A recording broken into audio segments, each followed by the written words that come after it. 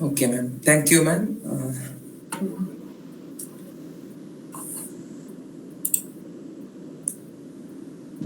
എല്ലാവർക്കും MC തിരുവനന്തപുരത്തിന്റെ ആസാദി കാ അമൃത് മഹോത്സവം, അതായത് സ്വതന്ത്ര ഇന്ത്യയുടെ 75-ാം വാർഷികവുമായി ബന്ധപ്പെട്ട് സംഘടിപ്പിക്കുന്ന ആഘോഷങ്ങളിലേക്ക് ഏവർക്കും സ്വാഗതം. അപ്പോൾ ഇന്ന് ഞാനിവിടെ നിങ്ങളോട് സംസാരിക്കാൻ പോകുന്നത് ബട്ടർഫ്ലൈ എഫക്റ്റിനെ കുറിച്ചിട്ടാണ്. ബട്ടർഫ്ലൈ എഫക്റ്റും അതെങ്ങനെ വെതർ പ്രഡിക്ഷനിൽ അഫക്റ്റ് ചെയ്യുന്നു എന്നതിനെ കുറിച്ചിട്ടുമൊക്കെയാണ് നമ്മളിവിടെ ഡിസ്കസ് ചെയ്യാൻ ഉദ്ദേശിക്കുന്നത്. അപ്പോൾ ജോയിൻ ചെയ്യുന്ന എല്ലാവർക്കും ആദ്യമേ നന്ദി പറയുന്നു.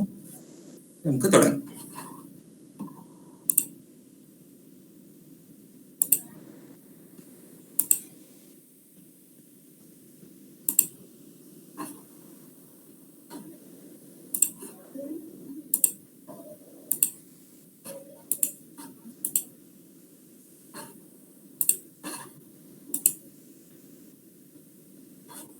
ഈ സ്ലൈഡ് കാണാൻ പറ്റുന്നുണ്ടോ? കാണുന്നുണ്ട് കാർത്തിക്. ഓക്കെ. സോ എനിക്ക് തോന്നുന്നു ഇപ്പോ കൂടിയിരിക്കുന്ന പലരും ബട്ടർഫ്ലൈ എഫക്റ്റിനെ കുറിച്ചിട്ട് കേട്ടിട്ടുണ്ടാവുന്നവരുണ്ടാകാം, കേൾക്കാത്തവരും ഉണ്ടാകാം. അപ്പൊ എന്താണ് ഈ ബട്ടർഫ്ലൈ എഫക്റ്റ്, എന്തുകൊണ്ടാണ് ഈ പേര് വന്നത്, ബട്ടർഫ്ലൈയുമായി എന്തെങ്കിലും ബന്ധമുണ്ടോ എന്നൊക്കെ നമുക്ക് ഇന്നത്തെ ടോക്കിൽ കൂടുതൽ അറിയാൻ നിങ്ങൾക്ക് പറഞ്ഞു തരാൻ ഞാൻ ശ്രമിക്കാം. ഓക്കെ, അപ്പൊ നമുക്ക് ഇന്നത്തെ ടോക്ക് തുടങ്ങുന്നത് തന്നെ ഒരു ചോദ്യവുമായിട്ടാണ്. ഒരു ചോദ്യം ഞാൻ നിങ്ങൾക്ക് മുന്നിൽ ചോദിക്കുകയാണ്. ബ്രസീലിലെ ഒരു പൂമ്പാറ്റയ്ക്ക് ടെക്സസിൽ ചുഴലി സൃഷ്ടിക്കുവാൻ സാധിക്കുമോ? അതായത് ബ്രസീലിൽ പാറിപ്പറക്കുന്ന ഒരു പൂമ്പാറ്റയ്ക്ക്, ഒരു ചിത്രശലഭത്തിന് ടെക്സസ് എന്ന് പറയുന്ന മറ്റൊരു സ്ഥലത്ത്, എന്താ പറയാൻ, വടക്കേ അമേരിക്കയിലെ ഒരു സ്റ്റേറ്റിൽ ചുഴലിക്കാറ്റ് സൃഷ്ടിക്കുവാൻ സാധിക്കുമോ? ചുഴലിക്കാറ്റ് അല്ല, ടൊർണാഡോ സൃഷ്ടിക്കാൻ സാധിക്കുമോ എന്നാണ് ഈ ചോദ്യം. അപ്പോ ബട്ടർഫ്ലൈ എഫക്റ്റുമായി ബന്ധപ്പെട്ട് പലരും ഈ ഒരു ചോദ്യം കേട്ടിട്ടുണ്ടാവും, പലരും കേട്ടിട്ടുള്ളവരുണ്ടാകാം. അപ്പൊ ഇത് നമുക്ക് എങ്ങനെ, അന്തരീക്ഷ പ്രവചനത്തിൽ ഇതെങ്ങനെ സാധ്യമാകുന്നു? അല്ലെങ്കിൽ ഞാൻ ആദ്യം ഈ ഒരു ചോദ്യം ഇങ്ങനെ കേൾക്കുമ്പോൾ എനിക്ക് ഭയങ്കര കൗതുകമാണ് ഉണ്ടായത്, അല്ലെ? കാരണം ഒരു പൂമ്പാറ്റയ്ക്ക് എങ്ങനെയാണ് ഒരു ചുഴലിക്കാറ്റ് സൃഷ്ടിക്കാൻ സാധിക്കുക? അത്രയും ശക്തനാണോ? അല്ലെങ്കിൽ ആ പൂമ്പാറ്റയുടെ ആ ഒരു ചിറകടി എങ്ങനെ ഒരു ചുഴലിക്കാറ്റിന് കാരണമാകും എന്നൊക്കെ അറിയാൻ ഒരു കൗതുകം തോന്നും. അപ്പൊ അങ്ങനെ ഒരു കൗതുകമായ, അല്ലെങ്കിൽ ഇതൊരു വെറും ഒരു ശരിയായ ഒരു കാര്യമാണോ? ഇത് റിയലി ഇതൊരു എന്താണ്, can a butterfly in Brazil really cause a tornado in Texas? അതിന് ശരിക്കും യാഥാർത്ഥ്യത്തിൽ അങ്ങനെ ഒരു ഒരു മാറ്റം സൃഷ്ടിക്കുവാൻ സാധിക്കുമോ എന്നൊക്കെ നമുക്ക് കൂടുതൽ അറിയാം. അപ്പൊ ബട്ടർഫ്ലൈ എഫക്റ്റിനെ കുറിച്ചിട്ട് പറയുന്നതിന് മുൻപ് നമുക്ക് അതിന്റെ ചരിത്രം, അല്ലെങ്കിൽ നമ്മുടെ ഭൗതിക ശാസ്ത്രത്തിലെ ചരിത്രവും, അല്ലെങ്കിൽ ഈ ഒരു എഫക്റ്റ്, ഈ ഒരു പ്രതിഭാസത്തിലേക്ക് എത്തിച്ചേരുന്ന ചരിത്രത്തിൽ സംഭവിച്ച ചില സംഭവ വികാസങ്ങളെ കുറിച്ചിട്ടൊക്കെ നമുക്ക് ആദ്യം ഡിസ്കസ് ചെയ്യാം. എന്നിട്ട് അവസാനം നമുക്ക് ഈ ഒരു ചോദ്യത്തിന് ഉത്തരവും കണ്ടെത്താൻ ശ്രമിക്കാം. നമുക്ക് എല്ലാവർക്കും അറിയാവുന്ന ഒരു പേരാണ് സർ ഐസക് ന്യൂട്ടൺ. അതായത് ഭൗതിക ശാസ്ത്രത്തിലെ ഏറ്റവും വലിയ, അല്ലെങ്കിൽ എല്ലാവർക്കും അറിയാവുന്ന, ചെറിയ ക്ലാസ്സുകൾ മുതൽക്ക് തന്നെ നമ്മൾ ന്യൂട്ടന്റെ പേര് കേട്ടാണ് നമ്മൾ എന്ത് ചെയ്യുന്നത്, ഫിസിക്സ് തുടങ്ങുന്നത്, അല്ലെ? അപ്പൊ അങ്ങനെ 17-ാം നൂറ്റാണ്ടിന്റെ അവസാനത്തിൽ സർ ഐസക് ന്യൂട്ടൻ ഒരു പുസ്തകം, ഒരു പ്രസിദ്ധീകരണം, ഒരു ജേർണൽ പബ്ലിഷ് ചെയ്തു. ആ ഒരു ജേർണലിന്റെ പേരാണ് ഫിലോസഫി നാച്ചുറാലിസ് പ്രിൻസിപ്പിയ മാത്തമാറ്റിക്ക എന്ന ലാറ്റിൻ പേരും mathematical principles of natural philosophy എന്ന് ഇംഗ്ലീഷിലും ആ പേപ്പറിന്റെ പേരാണ്. അപ്പോ ഈ പേപ്പറിലാണ് അദ്ദേഹം ആദ്യമായി വളരെ പ്രധാനപ്പെട്ട രണ്ട് സിദ്ധാന്തങ്ങൾ ലോകത്തിന് മുൻപിൽ അദ്ദേഹം എന്ത് ചെയ്യുന്നത്, ആദ്യമായി പ്രദർശിപ്പിക്കുന്നത്. ആ രണ്ട് പ്രധാനപ്പെട്ട സിദ്ധാന്തങ്ങൾ ന്യൂട്ടൻ ആവിഷ്കരിച്ച ചലന നിയമങ്ങളും പിന്നെ ഭൂഗുരുത്വം സിദ്ധാന്തവുമാണ്. അപ്പൊ ഇത് ഇവിടെ കൂടിയിരിക്കുന്ന എല്ലാവരും, ചെറിയ കുട്ടികളാണെങ്കിൽ പോലും അവർ 8-ാം ക്ലാസ്സിലും ഒക്കെ പഠിച്ചിട്ടുള്ള കാര്യങ്ങളാണ്. ഇതെല്ലാം എല്ലാവർക്കും അറിയുന്ന കാര്യങ്ങളാണ്. ന്യൂട്ടന്റെ ചലന നിയമങ്ങളൊക്കെ, അല്ലെ? To every action there is an equal and opposite reaction, അല്ലെ? അതൊക്കെ എല്ലാവർക്കും അറിയാവുന്ന ചലന നിയമങ്ങളാണ്. അപ്പൊ അത് എത്ര പോപ്പുലൈസ്ഡ് ആണ്, അല്ലെ? എത്ര പോപ്പുലറൈസ്ഡ് ആണത്, അല്ലെ? ഈ ന്യൂട്ടന്റെ ചലന നിയമങ്ങളെല്ലാം. അപ്പൊ ഈ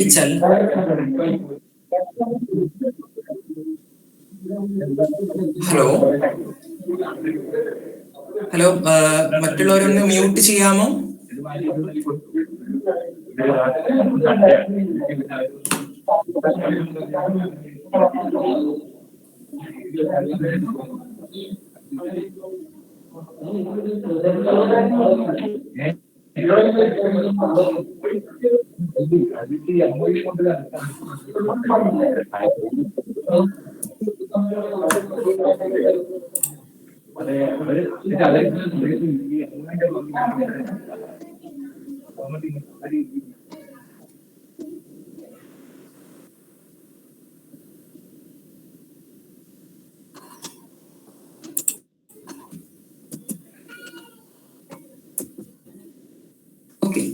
അപ്പോ ന്യൂട്ടൻ ആവിഷ്കരിച്ച ഈ നിയമങ്ങൾക്ക് ഒരു പ്രത്യേകത ഉണ്ടായിരുന്നു. ഈ നിയമങ്ങൾക്ക് ഭാവിയെ പ്രവചിക്കാൻ കഴിയും. അതെങ്ങനെയാണെന്ന് നിങ്ങൾ ഇപ്പോൾ ചിന്തിക്കുന്നുണ്ടാവും അല്ലെ? അപ്പൊ അതെങ്ങനെയാണെന്ന് ഞാനൊരു ഉദാഹരണത്തിലൂടെ ഞാൻ കാണിച്ചു തരാം. ഇവിടെ ഒരു എം ഭാരമുള്ള ഒരു പന്തുണ്ട്. ഒരു എം ഭാരമുള്ള ഒരു പന്ത്, അതില് എഫ് അളവിൽ ഒരു ബലം പ്രയോഗിക്കുന്നു. അപ്പൊ എഫ് അളവിലുള്ള ഈ ബലം പ്രയോഗിക്കുന്നതിന്റെ ഫലമായിട്ട് ഈ പന്ത് എന്ത് ചെയ്യാൻ തുടങ്ങും? ചലിക്കാൻ തുടങ്ങും. അപ്പോ നിശ്ചലാവസ്ഥയിലിരുന്ന പന്ത് പതിയെ എന്ത് ചെയ്യാൻ തുടങ്ങും? ചലിച്ചു തുടങ്ങും അല്ലെ? അപ്പൊ അങ്ങനെ ചലിച്ചു തുടങ്ങുമ്പോ ഈ പന്തിന്റെ സ്ഥാനവും അതിന്റെ വേഗതയും ഒക്കെ മാറിക്കൊണ്ടേയിരിക്കും. അപ്പൊ ന്യൂട്ടന്റെ ഈ നിയമങ്ങൾക്ക് ടി സമയത്തിന് ശേഷം ഈ പന്തിന്റെ സ്ഥാനവും അതിന്റെ പ്രവേഗവും അല്ലെങ്കിൽ വെലോസിറ്റിയും എത്രയാണ് എന്ന് പ്രവചിക്കാൻ സാധിക്കുന്നു. അപ്പൊ നമ്മളെല്ലാവരും ആ ഒരു ക്ലാസ്സുകളിൽ നമ്മൾ ഇതുപോലെ ഒരുപാട് ചോദ്യങ്ങളും ഒക്കെ അതിന്റെ സോൾവ് ചെയ്യാനൊക്കെ ശ്രമിച്ചിട്ടുണ്ടാവും. അപ്പൊ ഇങ്ങനെ സോൾവ് ചെയ്യുന്ന സമയത്ത് ഞാൻ ചിന്തിച്ചിട്ടില്ല അത് സത്യം പറഞ്ഞ ഒരു ഭാവി പ്രവചനമാണെന്ന്. അതായത് ടി സമയത്തിന് ശേഷം ആ ഒരു പന്തിന്റെ സ്ഥാനവും അതിന്റെ വെലോസിറ്റിയും നമുക്ക് ഈ ന്യൂട്ടന്റെ നിയമങ്ങൾ ഉപയോഗിച്ച് കണ്ടുപിടിക്കാൻ പറ്റിയിരുന്നു. അപ്പൊ അതൊരു പ്രവചനം തന്നെയല്ലേ? ടി സമയത്തിന് ശേഷം ആ പന്തിന്റെ അവസ്ഥ എന്തായിരിക്കും എന്ന് ന്യൂട്ടന്റെ ചലന നിയമങ്ങൾ കൊണ്ട് നമുക്ക് വ്യക്തമായി കണ്ടെത്താൻ കഴിഞ്ഞിരുന്നു. ഇതുപോലുള്ള ചില ഇക്വേഷൻസ്, ഞാൻ ഇതൊന്നും അങ്ങനെ ഡിസ്കസ് ചെയ്യാൻ ഉദ്ദേശിക്കുന്നില്ല. അപ്പൊ ഇങ്ങനെയുള്ള ചില ഭാവി നിർണയങ്ങളൊക്കെ നമുക്ക് ന്യൂട്ടന്റെ ഈ നിയമങ്ങൾ ഉപയോഗിച്ച് വളരെ വ്യക്തമായി നടത്താൻ കഴിയും. പന്തിന്റെ സ്ഥാനവും പ്രവേഗവും മാത്രമല്ല, വളരെ വലിയ അതായത് നഗ്ന നേത്രങ്ങളാൽ കാണാൻ കഴിയുന്ന വലിയ വലിയ വസ്തുക്കളുടെ എല്ലാം ചലനവും അതിന്റെ അവസ്ഥയും ഒക്കെ നമുക്ക് ന്യൂട്ടന്റെ ചലന നിയമങ്ങൾ ഉപയോഗിച്ചും ഭൂഗുരുത്വ സിദ്ധാന്തങ്ങൾ ഉപയോഗിച്ചും നമുക്ക് വളരെ വ്യക്തമായി എന്ത് ചെയ്യാൻ കഴിയും? കണ്ടുപിടിക്കാൻ സാധിക്കും. അതിന് ഉദാഹരണങ്ങൾ ധാരാളമുണ്ട്. ഉദാഹരണത്തിന് നിങ്ങൾ എല്ലാവരും ഹാലി ധൂമകേതു എന്ന് കേട്ടിട്ടില്ലേ? ഏകദേശം 75 വർഷത്തിലൊരിക്കൽ ഭൂമിയുടെ അടുത്ത് എത്തുന്ന ആ ഒരു ഹാലിയുടെ ധൂമകേതുവിന്റെ ചലനവും ഒക്കെ ന്യൂട്ടന്റെ ഈ ഭൂഗുരുത്വ സിദ്ധാന്തം ഒക്കെ ഉപയോഗിച്ചിട്ടാണ് എന്ത് ചെയ്തിരിക്കുന്നത്? കണ്ടെത്തിയിരിക്കുന്നത്. അപ്പൊ 75 വർഷങ്ങൾക്ക് മുൻപ് വരുന്ന ഒരു കാര്യം ന്യൂട്ടന്റെ ഈ ചലന നിയമങ്ങൾ ഉപയോഗിച്ച് കണ്ടെത്തിയിരുന്നു.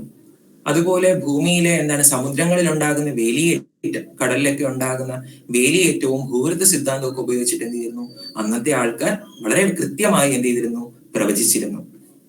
അപ്പൊ അങ്ങനെ ഇരിക്കുന്ന ഒരു അവസ്ഥയിൽ അന്നത്തെ സയന്റിഫിക് ഫ്രട്ടേണിറ്റി, അന്നത്തെ ആ ശാസ്ത്ര സമൂഹം അന്ന് വിചാരിച്ചിരുന്ന ഒരു കാര്യമാണ്, ന്യൂട്ടൻ തന്ന ഈ രണ്ട് സിദ്ധാന്തങ്ങൾക്കും വളരെയധികം റിലവൻസ് ഉണ്ട്, പ്രസക്തിയുണ്ട്. അപ്പൊ അതുകൊണ്ട് അതേ കാലത്ത് ജീവിച്ചിരുന്ന പിയറി സൈമൺ ലാപ്ലേസ് എന്നൊരു സമകാലികനായ ഒരു മാത്തമാറ്റീഷ്യൻ ഒരു പ്രസ്താവന ഇറക്കി. ആ പ്രസ്താവന ഇതാണ്: നമുക്ക് പ്രപഞ്ചത്തിന്റെ നിലവിലെ സ്ഥിതിയെ ഭൂതകാലത്തിന്റെ ഫലമായി കാണാം. അതായത് നമ്മളിപ്പോ ജീവിക്കുന്ന ഇപ്പോഴത്തെ പ്രസന്റ് സിറ്റുവേഷൻ എന്ന് പറയുന്നത് പാസ്റ്റിന്റെ ഒരു എഫക്റ്റ് ആയിട്ട് നമുക്ക് കാണാൻ പറ്റും. എന്നിട്ട് അദ്ദേഹം ഒരു സാങ്കല്പികമായിട്ട് ഒരു ബുദ്ധിരാക്ഷസനെ കൊണ്ടുവരുന്നു. ആ ബുദ്ധിരാക്ഷസന്റെ പ്രത്യേകത ഇതാണ്: ആ ബുദ്ധിരാക്ഷസന് പ്രപഞ്ചത്തിലെ എല്ലാ വസ്തുക്കളെ കുറിച്ചും വ്യക്തമായ അറിവുണ്ട്. അടിവരയിട്ട് പറയുകയാണ്, വ്യക്തമായ അറിവുണ്ട്. അതുപോലെ ആ പ്രപഞ്ചത്തിലെ എല്ലാ വസ്തുക്കളെയും നിയന്ത്രിക്കുന്ന, അത് നമുക്കെല്ലാം അറിയാം, പ്രപഞ്ചത്തിലെ എല്ലാ വസ്തുക്കളും പരസ്പരം ചലിച്ചുകൊണ്ടേയിരിക്കും. അപ്പൊ ഈ ചലനത്തിന് കാരണമാകുന്ന അല്ലെങ്കിൽ ഈ വസ്തുക്കളിൽ പ്രയോഗിക്കപ്പെടുന്ന ബലങ്ങളെ കുറിച്ചിട്ടും അയാൾക്ക് ആ ബുദ്ധിരാക്ഷസന് വ്യക്തമായ അറിവുണ്ടെങ്കിൽ, ലാപ്ലേസ് പറഞ്ഞത് ഇതാണ്: അദ്ദേഹത്തിന് ഭാവി എന്ന ഒന്നില്ല.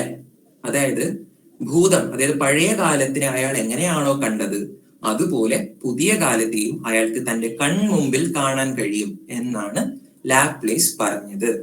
അപ്പൊ അന്ന് ജനങ്ങൾ വിശ്വസിച്ചിരുന്നത് ഇതായിരുന്നു: ഭാവിയെ നമുക്ക് പൂർണ്ണമായും നിർണയിക്കാൻ കഴിയും. അതായത് ടോട്ടലി ഡിറ്റർമിനിസ്റ്റിക് ആണ് ഫ്യൂച്ചർ എന്ന് പറയുന്നത് എന്നായിരുന്നു അന്ന് ലാപ്ലേസിന്റെ ഒരു പ്രസ്താവന നമുക്ക് കാണിച്ചു തരുന്നത്. അപ്പൊ ഈ ഒരു പ്രസ്താവനയ്ക്ക് ഇന്നും അതായത് നമ്മൾ ഇന്നും വളരെ വളരെ പ്രസക്തമാണ് ഈ ലാപ്ലേസിന്റെ ഈ പ്രസ്താവന എന്ന് നിങ്ങൾക്ക് ഇനിയുള്ള സ്ലൈഡുകളിലൂടെ സഞ്ചരിക്കുമ്പോൾ നിങ്ങൾക്ക് വളരെയധികം മനസ്സിലാവും.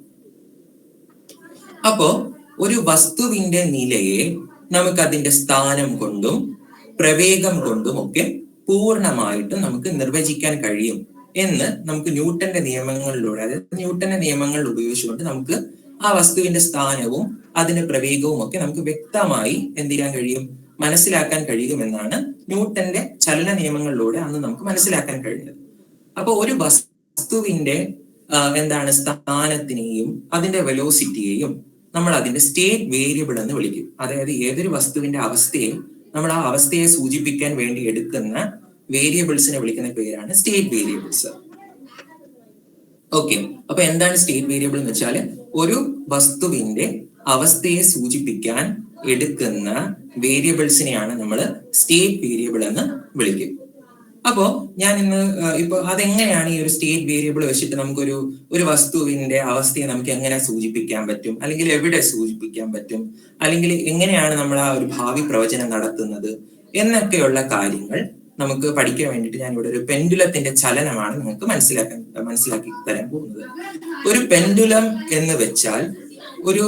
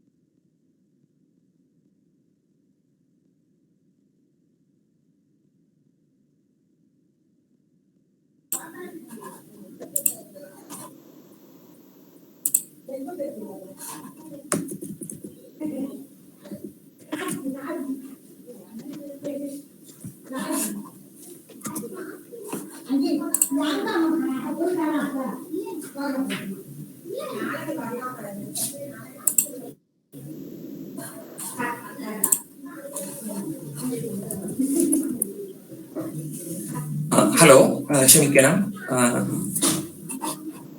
ഓക്കെ, പെൻഡുലത്തിന്റെ ചലനം ഉപയോഗിച്ച് നമുക്ക്, അല്ലെങ്കിൽ ആ പെൻഡുലത്തിന്റെ ചലനത്തെ നമുക്ക്, അല്ലെങ്കിൽ ആ പെൻഡുലത്തിന്റെ അവസ്ഥയെ നമുക്ക് എങ്ങനെ സൂചിപ്പിക്കാം എന്ന് നമുക്ക് നോക്കാം. അപ്പൊ ഒരു പെൻഡുലം എന്ന് പറഞ്ഞാല് ഒരു മാസുള്ള ഒരു വസ്തുവിനെ ഒരു നൂലിൽ കെട്ടിത്തൂക്കിയിട്ടിരിക്കുകയാണെങ്കിൽ നമ്മൾ അതിനെ ഒരു പെൻഡുലം എന്ന് വിളിക്കും, അല്ലെ?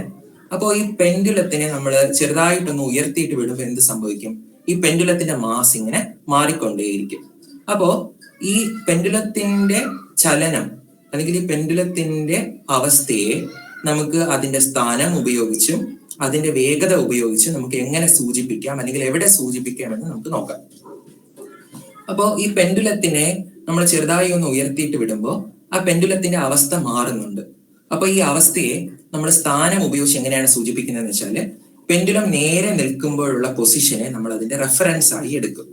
എന്നിട്ട് ഈ പെൻഡുലത്തിനെ നമ്മൾ ആട്ടിവിടുന്ന സമയത്ത് ആ പെൻഡുലത്തിന്റെ സ്ഥാനം, അതായത് ഈ നേരെ നിൽക്കുമ്പോഴുള്ള ആ ഒരു നിലയിൽ നിന്നും ആ പെൻഡുലം മൂവ് ചെയ്യുമ്പോൾ ആ കോണളവ് മാറുന്നുണ്ട്. അപ്പൊ ഈ കോണളവിനെയാണ് നമ്മൾ അവിടെ സ്ഥാനം നിർണ്ണയിക്കാൻ ഉപയോഗിക്കുന്നത്. അതുപോലെ പെൻഡുലത്തിന് ചലിക്കുമ്പോൾ അതിന് വേഗത മാറിക്കൊണ്ടേയിരിക്കും. അപ്പൊ പെൻഡുലത്തിന്റെ പൊസിഷനും പെൻഡുലത്തിന്റെ വെലോസിറ്റിയും മാറിക്കൊണ്ടേയിരിക്കുകയാണ്. അപ്പൊ നമുക്കത് നോക്കാം.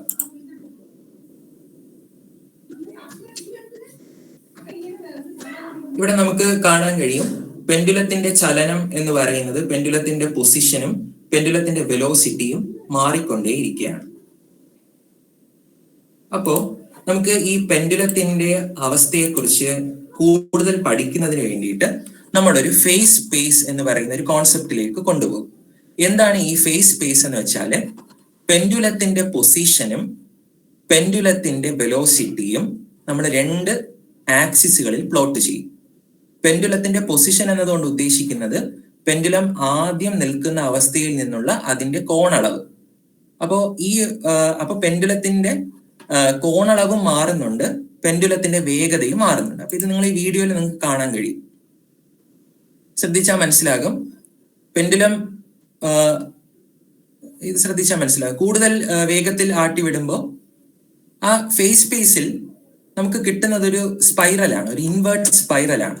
അതായത് നമ്മൾ എവിടെ നിന്നാണ് പെൻഡുലത്തിന് ആട്ടി വിടാൻ തുടങ്ങിയത്, അതായത് കോണളവ് എന്ന് പറയുന്നത് ഇത്രയും കോണളവിനാണ് നമ്മൾ തുടങ്ങിയത്. അപ്പം അതിന് എന്ത് ചെയ്യുന്നു, പതിയെ പതിയെ പതിയെ പതിയെ അതെന്ത് ചെയ്യുന്നു, അകത്തേക്ക് കയറി അതിന്റെ ഊർജം, അതിന്റെ എനർജി മുഴുവൻ നഷ്ടപ്പെട്ട് അവസാനം അത് എവിടെയാണ് എത്തിച്ചേരുന്നത് നമുക്ക് എല്ലാവർക്കും അറിയാം. അത് ആദ്യം നിന്ന് ആ ഒരു തുലന നില, ഇക്വിലിബ്രിയം പൊസിഷനിൽ തന്നെയാണ് അത് എത്തുന്നത്. ആ ഇക്വിലിബ്രിയം പൊസിഷനിൽ അതിന്റെ വെലോസിറ്റിയും അതിന്റെ പൊസിഷനും ഒക്കെ എന്താണ്, സീറോയാണ്. അതായത് അതിന്റെ കോണളവും അതിന്റെ വേഗതയും ഒക്കെ ആ ഒരു സ്ഥലത്ത് സീറോയാണ്. എന്നാൽ ഈ പെൻഡുലത്തിനെ തന്നെ അവിടെ എന്തുകൊണ്ടാണ് ഇവിടെ ഒരു ഊർജം കുറയുന്നത് എന്ന് വെച്ചാൽ, ഈ പെൻഡുലത്തിനെ ചില വായുവിന്റെ പ്രതിരോധം കാരണമാണ് ആ പെൻഡുലത്തിന്റെ എന്ത് ചെയ്യുന്നത്, ഊർജം കുറഞ്ഞ് അവസാനം അത് തുലന നിലയിൽ എത്തുന്നത്. എന്നാൽ ആ ഊർജം കുറയാത്ത ഒരു അവസ്ഥയുണ്ടെങ്കിൽ, അതായത് ആ പെൻഡുലം എന്ത് ചെയ്യുന്നുള്ള എനർജി ലൂസ് ചെയ്യുന്നില്ല എങ്കിൽ, അത് എനർജി കൺസർവ്ഡ് ആണെങ്കിൽ ആ പെൻഡുലം എന്തായിരിക്കും, നമുക്ക് ഫേസ് സ്പേസിൽ എന്തായിരിക്കും നമുക്ക് കിട്ടാറ്, ഒരു എലിപ്സ് ആയിരിക്കും കിട്ടാറ്. ഒരു എലിപ്സ് ആയിരിക്കും നമുക്ക് കിട്ടുന്നത്. അപ്പൊ ഇത് മനസ്സിലായി എന്ന് വിചാരിക്കുന്നു. കുറച്ച് ശാസ്ത്രീയമാണെന്നാലും മനസ്സിലാക്കുന്നത്, അതായത് ഈ ഒരു ഫേസ് സ്പേസില് നമുക്കൊരു പെൻഡുലത്തിന്റെ സ്റ്റേറ്റിനെ നമുക്ക് ഇങ്ങനെ റെപ്രസെന്റ് ചെയ്യാൻ പറ്റും. അപ്പം ഇവിടെയാണ് ഇപ്പൊ നമ്മൾ പെൻഡുലത്തിന് സ്റ്റാർട്ട് ചെയ്യാൻ തുടങ്ങുന്നെങ്കിൽ ഭാവിയിൽ അത് എങ്ങനെയായിരിക്കും മൂവ് ചെയ്യുന്നതെന്ന് നമുക്ക് ഈ ഫേസ് സ്പേസിലൂടെ ട്രാവൽ ചെയ്താൽ നമുക്ക് വളരെ വ്യക്തമായി മനസ്സിലാക്കാൻ പറ്റും. ഇത് എന്തുകൊണ്ടാണ് ഇൻവേർട്ട് സ്പൈറൽ വന്നതെന്ന് വെച്ചാൽ, പെൻഡുലത്തിന്റെ എനർജി എന്ന് പറയുന്നത്, അതായത് പെൻഡുലത്തില് വായുവിന്റെ പ്രതിരോധം, ഘർഷണം കാരണം അതിന്റെ എനർജി പതിയെ കുറഞ്ഞ് അവസാനം അത് ആദ്യം നിന്ന അവസ്ഥയിൽ തന്നെ എത്തും. എന്നാൽ ഈ എനർജി എന്താണ്, ഒരു ഫോഴ്സ്ഡ് ഓസിലേറ്റർ അല്ലെങ്കിൽ ഒരു എനർജി എന്ന് പറയുന്ന ഒരു കൺസർവ്ഡ് ആയിട്ട് നിൽക്കുന്നെങ്കിൽ നമുക്ക് കിട്ടുന്ന പറഞ്ഞ ഒരു ക്ലോസ്ഡ് ട്രജക്ടറി ആയിരിക്കും, അതായത് ഒരു ക്ലോസ്ഡ് എലിപ്സ് ആയിരിക്കും നമുക്ക് കിട്ടാറ്. അപ്പൊ പെൻഡുലത്തിന്റെ ഒരു അവസ്ഥ, ആദ്യത്തെ അവസ്ഥ നമുക്ക് അറിയാമെങ്കിൽ അത് ഭാവിയിൽ എങ്ങനെയായിരിക്കും സഞ്ചരിക്കുക എന്ന് നമുക്ക് ഈ ഒരു ഫേസ് സ്പേസിലൂടെ സഞ്ചരിച്ചുകൊണ്ട് നമുക്ക് പറയാൻ കഴിയും. അപ്പൊ ഇതുപോലെ നമുക്കൊരു പെൻഡുലത്തിന്റെ ഭാവി നിർവചിക്കാൻ കഴിയും.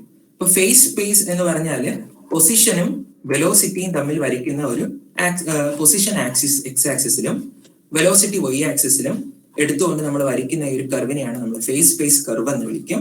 ഫേസ് സ്പേസ് കർവ് എന്ന് പറയുന്നത് ആ പെൻഡുലത്തിന്റെ സ്റ്റേറ്റ്സിനെയാണ് കാണിക്കുന്നത്. ഈ ഓരോ കർവിലും ഓരോരോ സ്റ്റേറ്റ് ആണ്.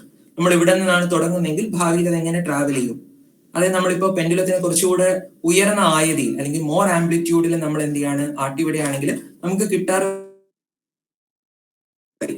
മനസ്സിലായല്ലോ? അപ്പൊ ഇങ്ങനെയാണ് എന്ത് ചെയ്യുന്നത്, ഈ ഒരു പെൻഡുലത്തിന്റെ സ്റ്റേറ്റിനെ നമ്മൾ ഫേസ് സ്പേസിൽ പ്ലോട്ട് ചെയ്യുന്നത്. അതുപോലെ ഇവിടെ നമുക്കൊരു കാര്യം ശ്രദ്ധിച്ചാൽ മനസ്സിലാകും, ഈ പെൻഡുലം എന്ന് പറയുന്നത് ഈ ഇക്വിലിബ്രിയം പൊസിഷനിലോട്ടാണ് ട്രാവൽ ചെയ്യുന്നത്, അല്ലെങ്കിൽ ഈ ഇക്വിലിബ്രിയം പൊസിഷൻ അതിനെ അട്രാക്ട് ചെയ്യുന്നു എന്ന് പറയാം. അപ്പൊ ഇവിടെ നമുക്കൊരു ഫിക്സഡ് പോയിന്റ് അട്രാക്ടർ ഉണ്ടെന്ന് പറയാം. ഒരു ഫിക്സഡ് പോയിന്റ് അട്രാക്ടർ, അതായത് ആ പെൻഡുലത്തിന്റെ സ്റ്റേറ്റിനെ, അല്ലെങ്കിൽ പെൻഡുലം അതിനടുത്തേക്കാണ് നീങ്ങുന്നത്, അതിലേക്കാണ് എത്തിച്ചേരാൻ അതിനൊരു ടെൻഡൻസി. ഓക്കെ, അപ്പോ ഇതുപോലെ നമ്മുടെ പെൻഡുലത്തിന്റെ അവസ്ഥ അറിയുന്ന ഒരാൾക്ക് അതിന്റെ ഭാവി ഫേസ് സ്പേസിൽ നിന്ന് അനായാസം കണ്ടെത്താനാകും. അപ്പൊ അതുപോലെ മറ്റൊരു പ്രോബ്ലമാണ് two body problem. Two body പ്രോബ്ലത്തില് ഒരു സൺ ഉണ്ട്, ഒരു എർത്ത് ഉണ്ട്. അപ്പം എർത്തിന് സണ്ണിന് ചുറ്റുമുള്ള മൂവ്മെന്റിനെ, അതായത് നമുക്ക് എല്ലാവർക്കും അറിയാം 365 ദിവസം എടുക്കുന്നു നമ്മള് ഭൂമി സൂര്യനെ ചുറ്റും എന്ത് ചെയ്യുന്നു, പരിക്രമണം ചെയ്യുന്നുണ്ട്. അപ്പൊ ഈ പരിക്രമണത്തിന്റെ സമയം, അല്ലെങ്കിൽ ഒരു മാസം കഴിഞ്ഞാൽ ഈ ഭൂമിയുടെ പൊസിഷൻ എങ്ങനെയായിരിക്കും എന്നൊക്കെ നമുക്ക് Newtonian gravitational universal law of gravitation വെച്ചിട്ടാണ് നമ്മൾ സോൾവ് ചെയ്തിട്ടാണ് അതൊക്കെ നമ്മൾ കണ്ടെത്തിയിരിക്കുന്നത്. അപ്പം ഒരു ടു ബോഡി പ്രോബ്ലം ഒക്കെ നമുക്ക് ന്യൂട്ടന്റെ ചലന നിയമങ്ങൾ ഉപയോഗിച്ച് വളരെ വ്യക്തമായി എന്ത് ചെയ്യാൻ കഴിയും, സൂചിപ്പിക്കാൻ കഴിയും. എന്നാൽ അതേസമയം ചിത്രം മാറുന്നത് എപ്പോഴാണെന്ന് വെച്ചാല് സൂര്യനും ഭൂമിയും പിന്നെ ഭൂമിയുടെ ഉപഗ്രഹമായ ചന്ദ്രനും ചിത്രത്തിൽ വരുമ്പോൾ നമുക്കറിയാം സൂര്യൻ നിശ്ചലാവസ്ഥയിലാണ്. ആ നിശ്ചലാവസ്ഥയിൽ ഇരിക്കുന്ന സൂര്യന് ചുറ്റും ഭൂമി കറങ്ങുന്നുണ്ട്. ഭൂമി സ്വയം കറങ്ങുകയും ചെയ്യുന്നു, അതിനു ചുറ്റും പരിക്രമണം ചെയ്യുന്നുമുണ്ട്. അതുപോലെ ഭൂമിയുടെ ഉപഗ്രഹമായ ചന്ദ്രൻ എന്ത് ചെയ്യുന്നുണ്ട്? ഭൂമിയെ പരിക്രമണം ചെയ്യുന്നുണ്ട്. അപ്പോ ന്യൂട്ടന്റെ ഒരു ന്യൂട്ടോണിയൻ ഗ്രാവിറ്റേഷണൽ ഫോഴ്സ് ഓഫ് അട്രാക്ഷന്റെ ഒരു പോരായ്മ എന്ന് പറയുന്നത് ഒരേ സമയം രണ്ട് ഒബ്ജക്ട്സിനെ അതിന് എന്ത് ചെയ്യാൻ കഴിയുള്ളൂ? ഫോഴ്സ് ഇക്വേഷൻ അല്ലെങ്കിൽ ഫോഴ്സ് സോൾവ് ചെയ്യാൻ പറ്റുള്ളൂ. ഇവിടെ അറ്റ് എ ടൈം 3 ബോഡീസ് വരുമ്പോൾ ഈ 3 ബോഡീസും എങ്ങനെയാണ് മാറുന്നത് എന്നൊക്കെ ന്യൂട്ടോണിയൻ മെക്കാനിക്സ് ഉപയോഗിച്ചുകൊണ്ട് കണ്ടെത്താൻ കഴിയില്ല. അത് പറഞ്ഞത് ന്യൂട്ടൺ തന്നെയാണ്. ഒരിക്കലും ന്യൂട്ടന്റെ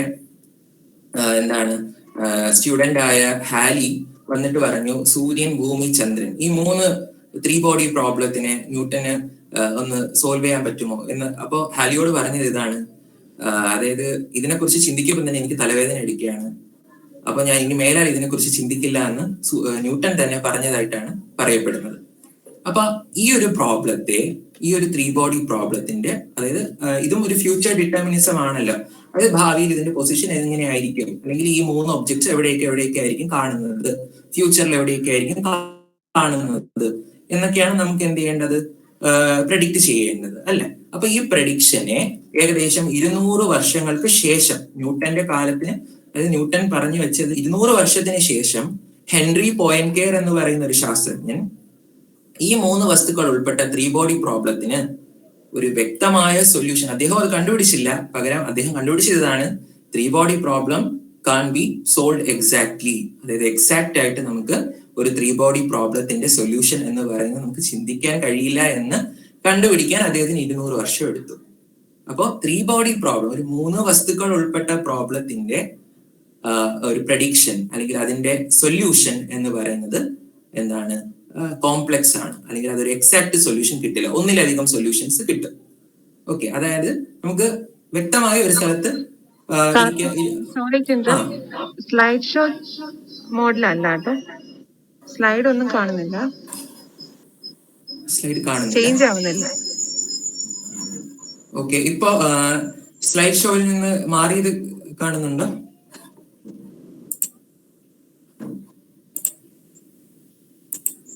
പവർ പോയിന്റ് മോഡിലാണ്. ഇപ്പൊ സ്ലൈഡ് ഷോ മോഡിൽ വന്നത് കാണാൻ പറ്റുന്നുണ്ടോ? അല്ല, സ്ലൈഡ് ഷോ മോഡ് അല്ല. ഒന്നുകൂടെ ഷെയർ ചെയ്യാം.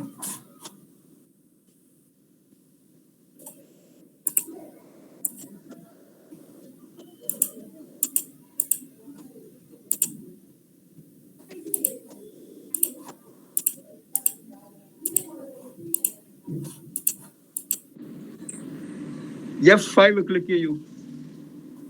ഇപ്പൊ ഇത് കാണാമോ? പ്രസന്റേഷൻ മോഡിൽ കാണാമോ?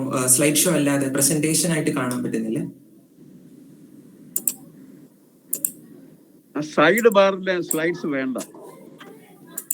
ഓക്കെ, ഇപ്പൊ കാണാൻ പറ്റുന്നുണ്ടോ?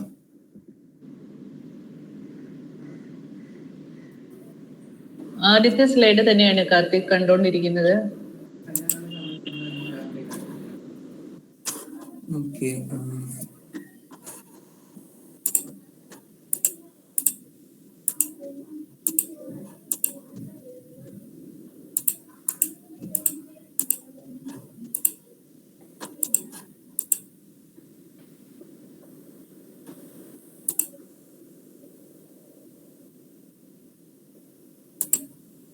ഇപ്പൊ കാണാൻ പറ്റുന്നുണ്ടോ?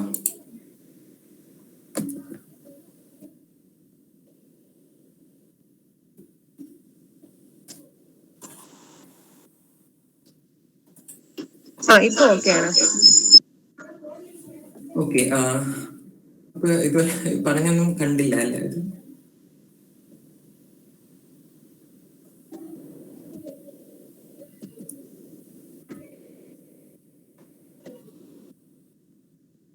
ഇപ്പോൾ മാറുന്നുണ്ട്. ആദ്യം ഇത് കണ്ടിരുന്നില്ല പറഞ്ഞ സമയത്ത്. ഓക്കെ,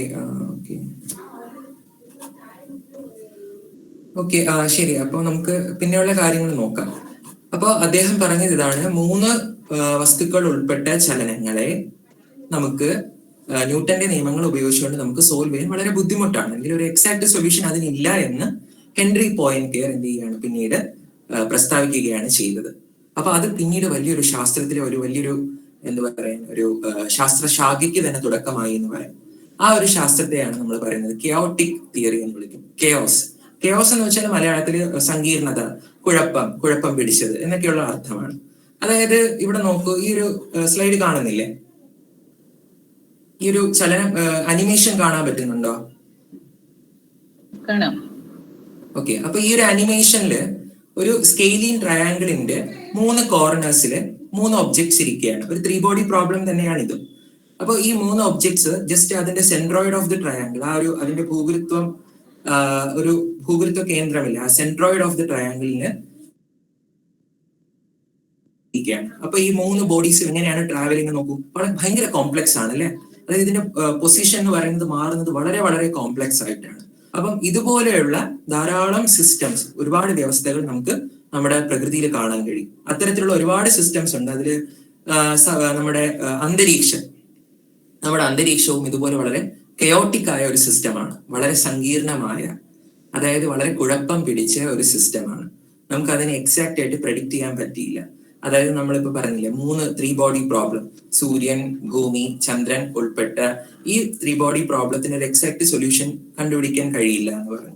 അപ്പൊ അന്തരീക്ഷം എന്ന് പറയുന്നത് ഗവേൺ ചെയ്യുന്നത് ഒരുപാട് കാര്യങ്ങൾ കൊണ്ടാണ്. അപ്പൊ അന്തരീക്ഷം എന്ന് പറയുന്നത് വളരെ ഒരു കെയോട്ടിക് ആയ ഒരു സിസ്റ്റമാണ്. അപ്പൊ കെയോട്ടിക് സിസ്റ്റത്തിന് ഒരു എക്സാക്ട് സൊല്യൂഷൻ ഇല്ല. അതായത് വ്യക്തമായി നമുക്ക് ഈ 3 പൊസിഷൻസ്, അതായത് ഈ 3 പാർട്ടിക്കിൾസിന്റെ പൊസിഷനും വെലോസിറ്റിയും ഇത്ര സമയം കഴിഞ്ഞാൽ എവിടെയായിരിക്കും എന്ന് നമുക്ക് വ്യക്തമായിട്ട് പ്രെഡിക്റ്റ് ചെയ്യാൻ കഴിയില്ല എന്നാണ് അതിന്റെ അർത്ഥം. ഓക്കെ, അപ്പൊ നമ്മള് ആദ്യം ഒരു പെൻഡുലത്തിന്റെ ഫേസ് സ്പേസ് എന്താണ് നമ്മൾ നോക്കി. പെൻഡുലത്തിന്റെ പൊസിഷനും പെൻഡുലത്തിന്റെ വെലോസിറ്റിയും ഒക്കെ, അതായത് ഇതാണ് ഞാൻ കാണിച്ചത്. അതായത് ഒരു പെൻഡുലം എന്ന് പറഞ്ഞാൽ ഒരു പ്രതലത്തില് കെട്ടിത്തൂക്കിയിട്ടിരിക്കുന്ന ഒരു മാസാണ്. അപ്പോ ഇതിന്റെ മൂവ്മെന്റ് എന്ന് പറയുന്നത്, അതായത് ഇത് മൂവ് ചെയ്യുമ്പം അതിന്റെ പൊസിഷനും അതിന്റെ വെലോസിറ്റിയും ഒക്കെ എപ്പോഴും മാറിക്കൊണ്ടേയിരിക്കും. അപ്പോൾ ഈ പൊസിഷനെയും വെലോസിറ്റിയും നമുക്കൊരു ഫേസ് സ്പേസിൽ പ്ലോട്ട് ചെയ്യാൻ പറ്റും. ആ ഫേസ് സ്പേസിൽ എങ്ങനെയാണ് പ്ലോട്ട് ചെയ്യുന്നതെന്ന് വെച്ചാല്, നമ്മൾ എക്സ് ആക്സിസിൽ പൊസിഷനും എടുക്കുന്നു, വൈ ആക്സിസിൽ വെലോസിറ്റിയും എടുത്താൽ ആ പെൻഡുലത്തിന്റെ മൂവ്മെന്റിനെ നമുക്ക് എന്ത് ചെയ്യാം, ഒരു ഫേസ് സ്പേസിൽ പ്ലോട്ട് ചെയ്യാൻ പറ്റും. അപ്പൊ ഇതുപോലെ നമുക്ക് അന്തരീക്ഷത്തിനെ പ്ലോട്ട് ചെയ്യാൻ പറ്റുമോ? അല്ലെങ്കിൽ അന്തരീക്ഷത്തിന്റെ അവസ്ഥയെ നമുക്ക് ഒരു എന്ത് പറയാൻ, അതായത് നമ്മുടെ പെൻഡുലത്തിന്റെ മോഷനെ ഡിസ്ക്രൈബ് ചെയ്യാൻ നമ്മൾ വെലോസിറ്റിയും അതുപോലെ പൊസിഷനും എടുത്തതുപോലെ നമുക്ക് അന്തരീക്ഷത്തിനെ നമുക്ക് എന്തൊക്കെ രീതിയിൽ റെപ്രസെന്റ് ചെയ്യാം, അല്ലെങ്കിൽ ഒരു പ്രത്യേക സ്ഥലത്തെ അന്തരീക്ഷത്തിന്റെ സ്ഥിതിയെ നമുക്ക് എന്തൊക്കെ ഉപയോഗിച്ചുകൊണ്ട് നമുക്ക് വ്യക്തമാക്കാൻ പറ്റും എന്ന് നമുക്ക് നോക്കാം. ആദ്യമായിട്ട് ഇങ്ങനെ ഒരു അന്തരീക്ഷത്തിനെ നമുക്ക് എന്താണ് ഒരു പ്രത്യേക സ്ഥലത്തെ, അതായത് ഇപ്പൊ നിങ്ങൾ സങ്കല്പിക്കുക, നിങ്ങളെല്ലാവരും ഇരിക്കുന്ന ഒരു റൂമിൽ, അപ്പൊ ആ റൂമിലെ അന്തരീക്ഷത്തിന്റെ അവസ്ഥ, അതായത് അവിടുത്തെ അന്തരീക്ഷ സ്ഥിതി, വെദർ എന്ന് പറയുന്നതിനെ നമുക്ക് എങ്ങനെ റെപ്രസെന്റ് ചെയ്യാം, അല്ലെങ്കിൽ അത് എന്തിന്റെയൊക്കെ ടേംസിൽ റെപ്രസെന്റ് ചെയ്യാൻ പറ്റും എന്ന് നോക്കിയാല് നമുക്ക് ഏകദേശം 7 കാര്യങ്ങളുടെ, അതായത് 7 രീതികളുടെ, അതായത് 7 അളവുകളുടെ രൂപത്തിൽ നമുക്ക് അവിടുത്തെ അന്തരീക്ഷത്തിന്റെ സ്ഥിതിയെ സൂചിപ്പിക്കാൻ കഴിയും. ആ 7 കാര്യങ്ങൾ ഇതൊക്കെയാണ്. എക്സ്, വൈ, ഇസഡ് ദിശകളിലെ കാറ്റ്. അതായത് കാറ്റിനെ കുറിച്ചിട്ട് നമുക്ക്, കാറ്റിന് ഒരു വളരെയധികം പ്രാധാന്യമുള്ള ഒരു ക്വാണ്ടിറ്റിയാണ് കാറ്റ് എന്ന് പറയുന്നത്. അന്തരീക്ഷത്തിന്റെ സ്ഥിതിയൊക്കെ വളരെയധികം മാറുന്നത് ഈ കാറ്റിന്റെയൊക്കെ അടിസ്ഥാനത്തിലാണ് അല്ലെ. അപ്പം കാറ്റിന്റെ അതായത് ഇപ്പൊ ഒരു UV എന്ന് നമ്മൾ അതിനെ റെപ്രസെന്റ് ചെയ്യും. എക്സ് ദിശയിലെ കാറ്റ്, വൈ ദിശയിലെ കാറ്റ്, ഇസഡ് ദിശയിലെ കാറ്റ്. അതായത് ഒരു X direction, Y direction, Z direction. അപ്പോ കാറ്റ് വീശുന്നു എന്ന് വെച്ചോളൂ. അപ്പൊ ഒരു എക്സ് ദിശയിലുള്ള കാറ്റ്, അതുപോലെ വൈ ദിശ, അതായത് ഇസഡ് ദിശയിലെ കാറ്റ്, അതുപോലെ വൈ ദിശയിലെ കാറ്റ്. അപ്പൊ ഇങ്ങനെ ഈ കാറ്റിന്റെ അളവുകൾ വെച്ചിട്ട് നമുക്ക് അവിടുത്തെ അന്തരീക്ഷ സ്ഥിതിയെ സൂചിപ്പിക്കാൻ പറ്റും, കാറ്റിനെ സൂചിപ്പിക്കാൻ പറ്റും. അതുപോലെ അടുത്തത് മർദ്ദം. അപ്പൊ ഇപ്പൊ ഒരു സ്ഥലത്തെ മർദ്ദം കുറവാണെങ്കിൽ അവിടെ എന്തോ ഒരു എന്താണ് അതിന് കറസ്പോണ്ടിങ് ആയ ഒരു വെതർ ഫിനോമിന അവിടെ ഉണ്ടാകും എന്ന് നമുക്ക് പറയാൻ കഴിയും. അതുപോലെ കാറ്റിന്റെ സാന്ദ്രത, അതായത് കാറ്റിന്റെ സാന്ദ്രത എന്ന് പറഞ്ഞാല് യൂണിറ്റ് വ്യാപ്തത്തിലുള്ള കാറ്റിന്റെ മാസാണ്. അതായത് എത്ര ഒരു വോളിയം എടുത്താൽ, അതായത് കാറ്റിന്റെ സാന്ദ്രത അവിടെ കൂടുതലാണെങ്കിൽ അതിന്റെ അർത്ഥം അവിടെ കൺവെക്ഷൻ, സംവഹനം കുറവായിരിക്കും. അതായത് ആ കാറ്റ് മുകളിലേക്ക് ഉയരില്ല. അതേസമയം കാറ്റിന്റെ സാന്ദ്രത അവിടെ കുറവാണെങ്കിൽ അവിടെ കൺവെക്ഷൻ ഉണ്ടാകാൻ സാധ്യതയുണ്ട്, അതായത് മേഘങ്ങളൊക്കെ അവിടെ കൂടുതൽ രൂപപ്പെടും. അതുപോലെ താപനില നമുക്ക് എല്ലാവർക്കും അറിയാം. താപനില എത്ര, അതായത് ചൂട് നമുക്ക് ശരീരത്തിൽ അനുഭവപ്പെടുന്നതാണല്ലോ. നമുക്ക് ചൂട് ഉള്ളപ്പോൾ നമുക്ക് അനുഭവപ്പെടുന്നതാണ് ചൂട്, അതായത് 30 ഡിഗ്രി സെൽഷ്യസ് അല്ലെങ്കിൽ 40 ഡിഗ്രി സെൽഷ്യസ് ഒക്കെ പോകും. അപ്പോൾ അപ്പോഴും നമുക്ക് ആ ഒരു ചൂടെന്ന് പറയുന്നത് നമ്മുടെ അന്തരീക്ഷത്തിലെ വളരെ പ്രധാനപ്പെട്ട ഒരു കാര്യമാണ്. അതുപോലെ നമ്മുടെ ജീവിതത്തിനെ അത് വളരെ ബാധിക്കുന്നുണ്ട്. അതുപോലെ മറ്റൊന്ന് ആർദ്രത എന്ന് പറയുന്നത് ഹ്യൂമിഡിറ്റി ആണ്. അപ്പൊ ഹ്യൂമിഡിറ്റി ആണല്ലോ മഴയായി മാറുന്നത്, അല്ലെ? മഴ. അപ്പൊ മഴയെ കുറിച്ചിട്ടുള്ള അളവ് നമുക്ക് പറയാൻ കഴിയുക അവിടുത്തെ ആർദ്രതയാണ്. അതുപോലെ ഹീറ്റ് ഇൻഡെക്സ്, അതായത് നമുക്ക് കംഫർട്ട്, അതായത് നമ്മൾ ഈ ഹ്യൂമിഡ് ആയിട്ടുള്ള ക്ലൈമറ്റ്, നമ്മൾ ഇന്ത്യയൊക്കെ ഉൾപ്പെടുന്നതെന്ന് പറയുന്നത് ട്രോപ്പിക്കൽ റീജിയനിലാണ്. അപ്പം ട്രോപ്പിക്കൽ എന്ന് പറയുമ്പോൾ വളരെ ഹ്യൂമിഡ് ആയിട്ടുള്ള സിറ്റുവേഷൻ ആണെങ്കിൽ നമുക്ക് വിയർക്കും, സ്റ്റിക്കി ആയിട്ട് ഫീൽ ചെയ്യും. അതേസമയം ഹ്യൂമിഡിറ്റി കുറഞ്ഞ സ്ഥലത്തോട്ട് പോകുമ്പോൾ നമുക്ക് അത്ര എന്താ പറയാ സ്വെറ്റിംഗ് ഒന്നും ഉണ്ടാവില്ലാത്ത. അപ്പോ ഈ 7 കാര്യങ്ങൾ ഉപയോഗിച്ചുകൊണ്ട്, അതായത് XYZ ദിശയിലെ കാറ്റ്, മർദ്ദം, കാറ്റിന്റെ സാന്ദ്രത, താപനില, ആർദ്രത എന്നിങ്ങനെ ഈ 7 ഘടകങ്ങൾ ഉപയോഗിച്ചുകൊണ്ട് നമുക്ക് ഒരു പ്രദേശത്തെ ഒരു പ്രത്യേക സമയത്തെ അന്തരീക്ഷത്തിന്റെ സ്ഥിതിയെ പൂർണ്ണമായി സൂചിപ്പിക്കാൻ കഴിയും എന്ന് ആദ്യമായി അഭിപ്രായപ്പെട്ടത് വില്യം ബെർക്ക്നിസ് ആണ് ആദ്യമായിട്ട് ഒരു പ്രത്യേക പ്രദേശത്തെ ഒരു പ്രത്യേക സമയത്തെ അന്തരീക്ഷത്തിന്റെ അവസ്ഥ, അതായത് വെതർ എന്ന് പറയുന്നതിനെ ഈ 7 അതായത് ഒരാൾക്ക് ഈ 7 കാര്യങ്ങളെ കുറിച്ച് അറിവുണ്ടെങ്കിൽ അയാൾക്ക് അവിടുത്തെ അന്തരീക്ഷത്തിന്റെ സ്ഥിതിയെ ഒരുവിധം മനസ്സിലാക്കിയെടുക്കാൻ കഴിയും. ഇനി നമുക്ക് ആ സമയത്തെ അല്ല വേണ്ടത്, നമുക്ക് ഭാവിയിലെയാണ് നമുക്ക് അറിയേണ്ടത്, അല്ലെ? അതായത് നമുക്ക് പ്രസന്റ് സ്റ്റേറ്റ് നമുക്ക് കണ്ടുപിടിക്കാം, ഓക്കെ. പക്ഷെ ഫ്യൂച്ചറിൽ എങ്ങനെയാണ് അത് മൂവ് ചെയ്യുന്നത്, അല്ലെങ്കിൽ ഇത് എങ്ങനെ മാറുമെന്ന് നമുക്ക് അറിയണ്ടേ? അപ്പൊ ഇതൊക്കെ മാറ്റുന്നതിന് വേണ്ടിയിട്ട് നമുക്ക് കുറച്ച് നിയമങ്ങൾ ആവശ്യമുണ്ട്. അതിനെയാണ് നമ്മൾ ഫിസിക്കൽ ലോസ് അല്ലെങ്കിൽ പ്രിമിറ്റീവ് ഇക്വേഷൻസ് എന്ന് വിളിക്കുക. നമ്മൾ മുൻപേ നോക്കിയ ഒരു പെൻഡുലത്തിന്റെ ചലനത്തിനെ ബാധിക്കുന്ന, അല്ലെങ്കിൽ പെൻഡുലത്തിന്റെ ചലനം മാറുന്നത് അവിടെ കൺസർവേഷൻ ഓഫ് എനർജീനെ കറസ്പോണ്ടിങ് ആയിട്ടാണ്. അതായത് ഊർജത്തിന്റെ സംരക്ഷണ നിയമം വെച്ചിട്ടാണ് ആ ഒരു പെൻഡുലത്തിന്റെ ഫേസ് സ്പേസിൽ അങ്ങനെ ഒരു എന്താ പറയാ ഇൻവേർട്ട് സ്പൈറൽ ഉണ്ടായതും. അതുപോലെ നിങ്ങൾ കണ്ടിട്ടുണ്ടാവില്ല, അല്ലെ? ഇതാണ് ഇൻവേർട്ട് സ്പൈറൽ.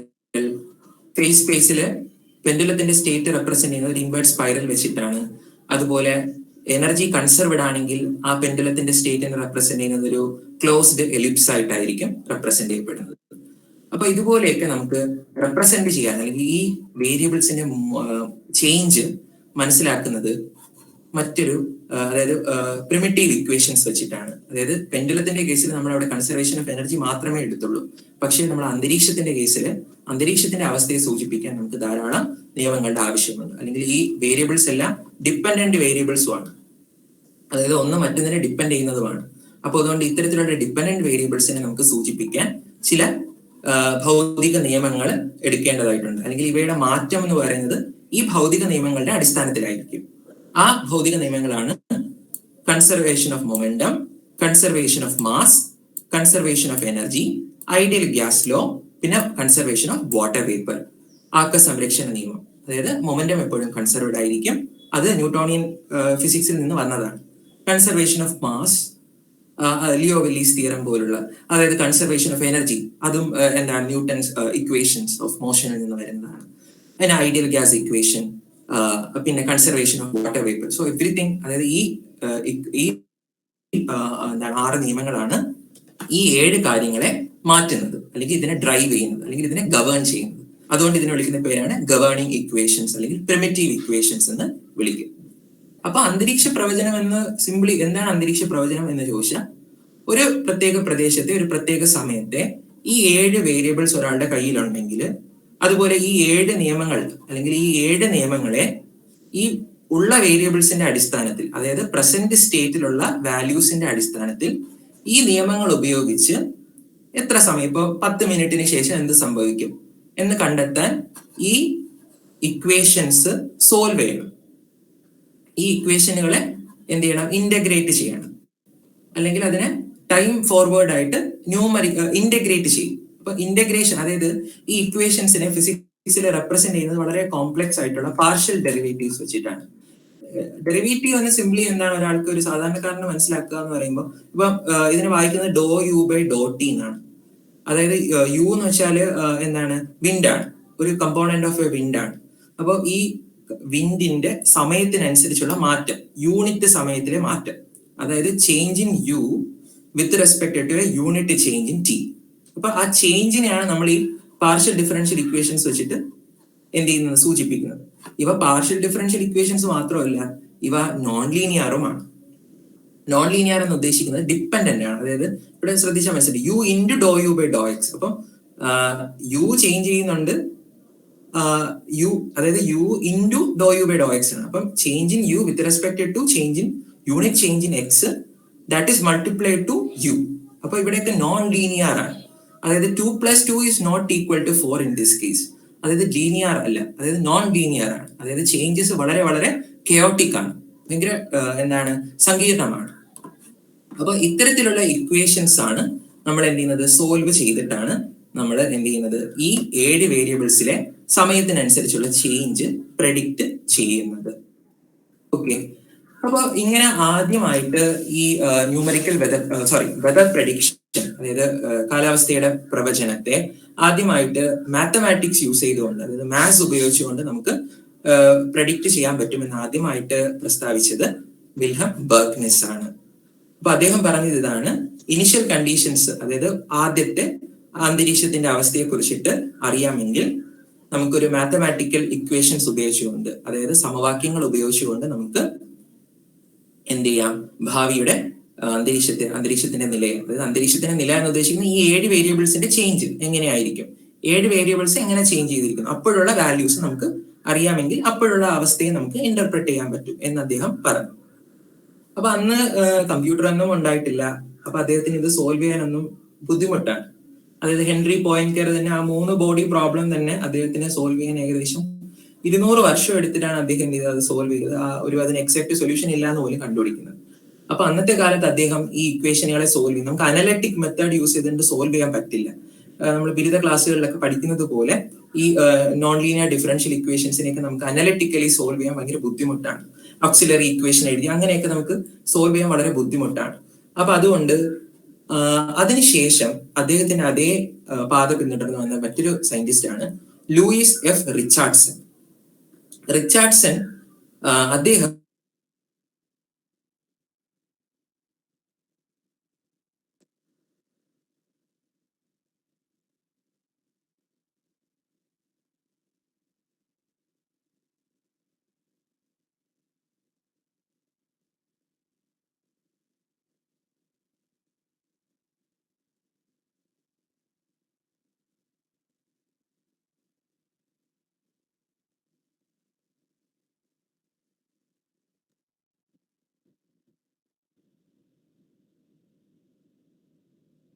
ഡിഫറൻഷ്യൽ ഇക്വേഷൻ അതായത് പ്രിമിറ്റീവ് ഇക്വേഷൻസ് വളരെ കറക്റ്റ് ആയിരുന്നു.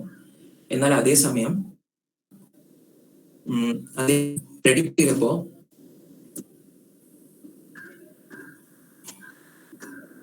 അദ്ദേഹം പ്രഡിക്റ്റ് ചെയ്തപ്പോ പ്രഷറിന്റെയൊക്കെ ഡിഫറൻസ് വന്നത് ഏകദേശം 14 MB ഒക്കെയാണ്. അപ്പൊ ഇതൊക്കെ വളരെ അബ്സേർഡ് ആയിട്ടുള്ള വാല്യൂസ് ആണ്. അപ്പൊ അതുകൊണ്ട് അദ്ദേഹത്തിന് അതൊക്കെ ഒന്ന് എന്ത് ചെയ്യണം, അതിനെക്കുറിച്ചൊക്കെ ചിന്തിക്കേണ്ടി വന്നു. അപ്പൊ അന്ന് അദ്ദേഹം 24 മണിക്കൂറിലെ ഒരു ഫോർകാസ്റ്റ്, ഒരു പ്രത്യേക പ്രദേശത്തെ ഫോർകാസ്റ്റ് അദ്ദേഹം എന്ത് ചെയ്തു, 24 മണിക്കൂർ എടുത്ത് ചെയ്യേണ്ടി വന്നു. അപ്പൊ 24 മണിക്കൂറിന് ശേഷമുള്ള ഫോർകാസ്റ്റ് 24 മണിക്കൂർ കൊണ്ട് ചെയ്യുന്നത് കൊണ്ട് യാതൊരു അർത്ഥവുമില്ല. കാരണം എന്തെന്ന് വെച്ചാല് അദ്ദേഹത്തിന്റെ കാലഘട്ടത്തില് എന്തില്ലായിരുന്നു, കമ്പ്യൂട്ടർ ഇല്ലായിരുന്നു. അപ്പൊ കമ്പ്യൂട്ടർ കണ്ടുപിടിക്കുന്നതിന് വളരെ വളരെ വർഷങ്ങൾക്ക് മുൻപാണ് ഇത്തരത്തിൽ അദ്ദേഹം കണ്ടെത്തിയത്.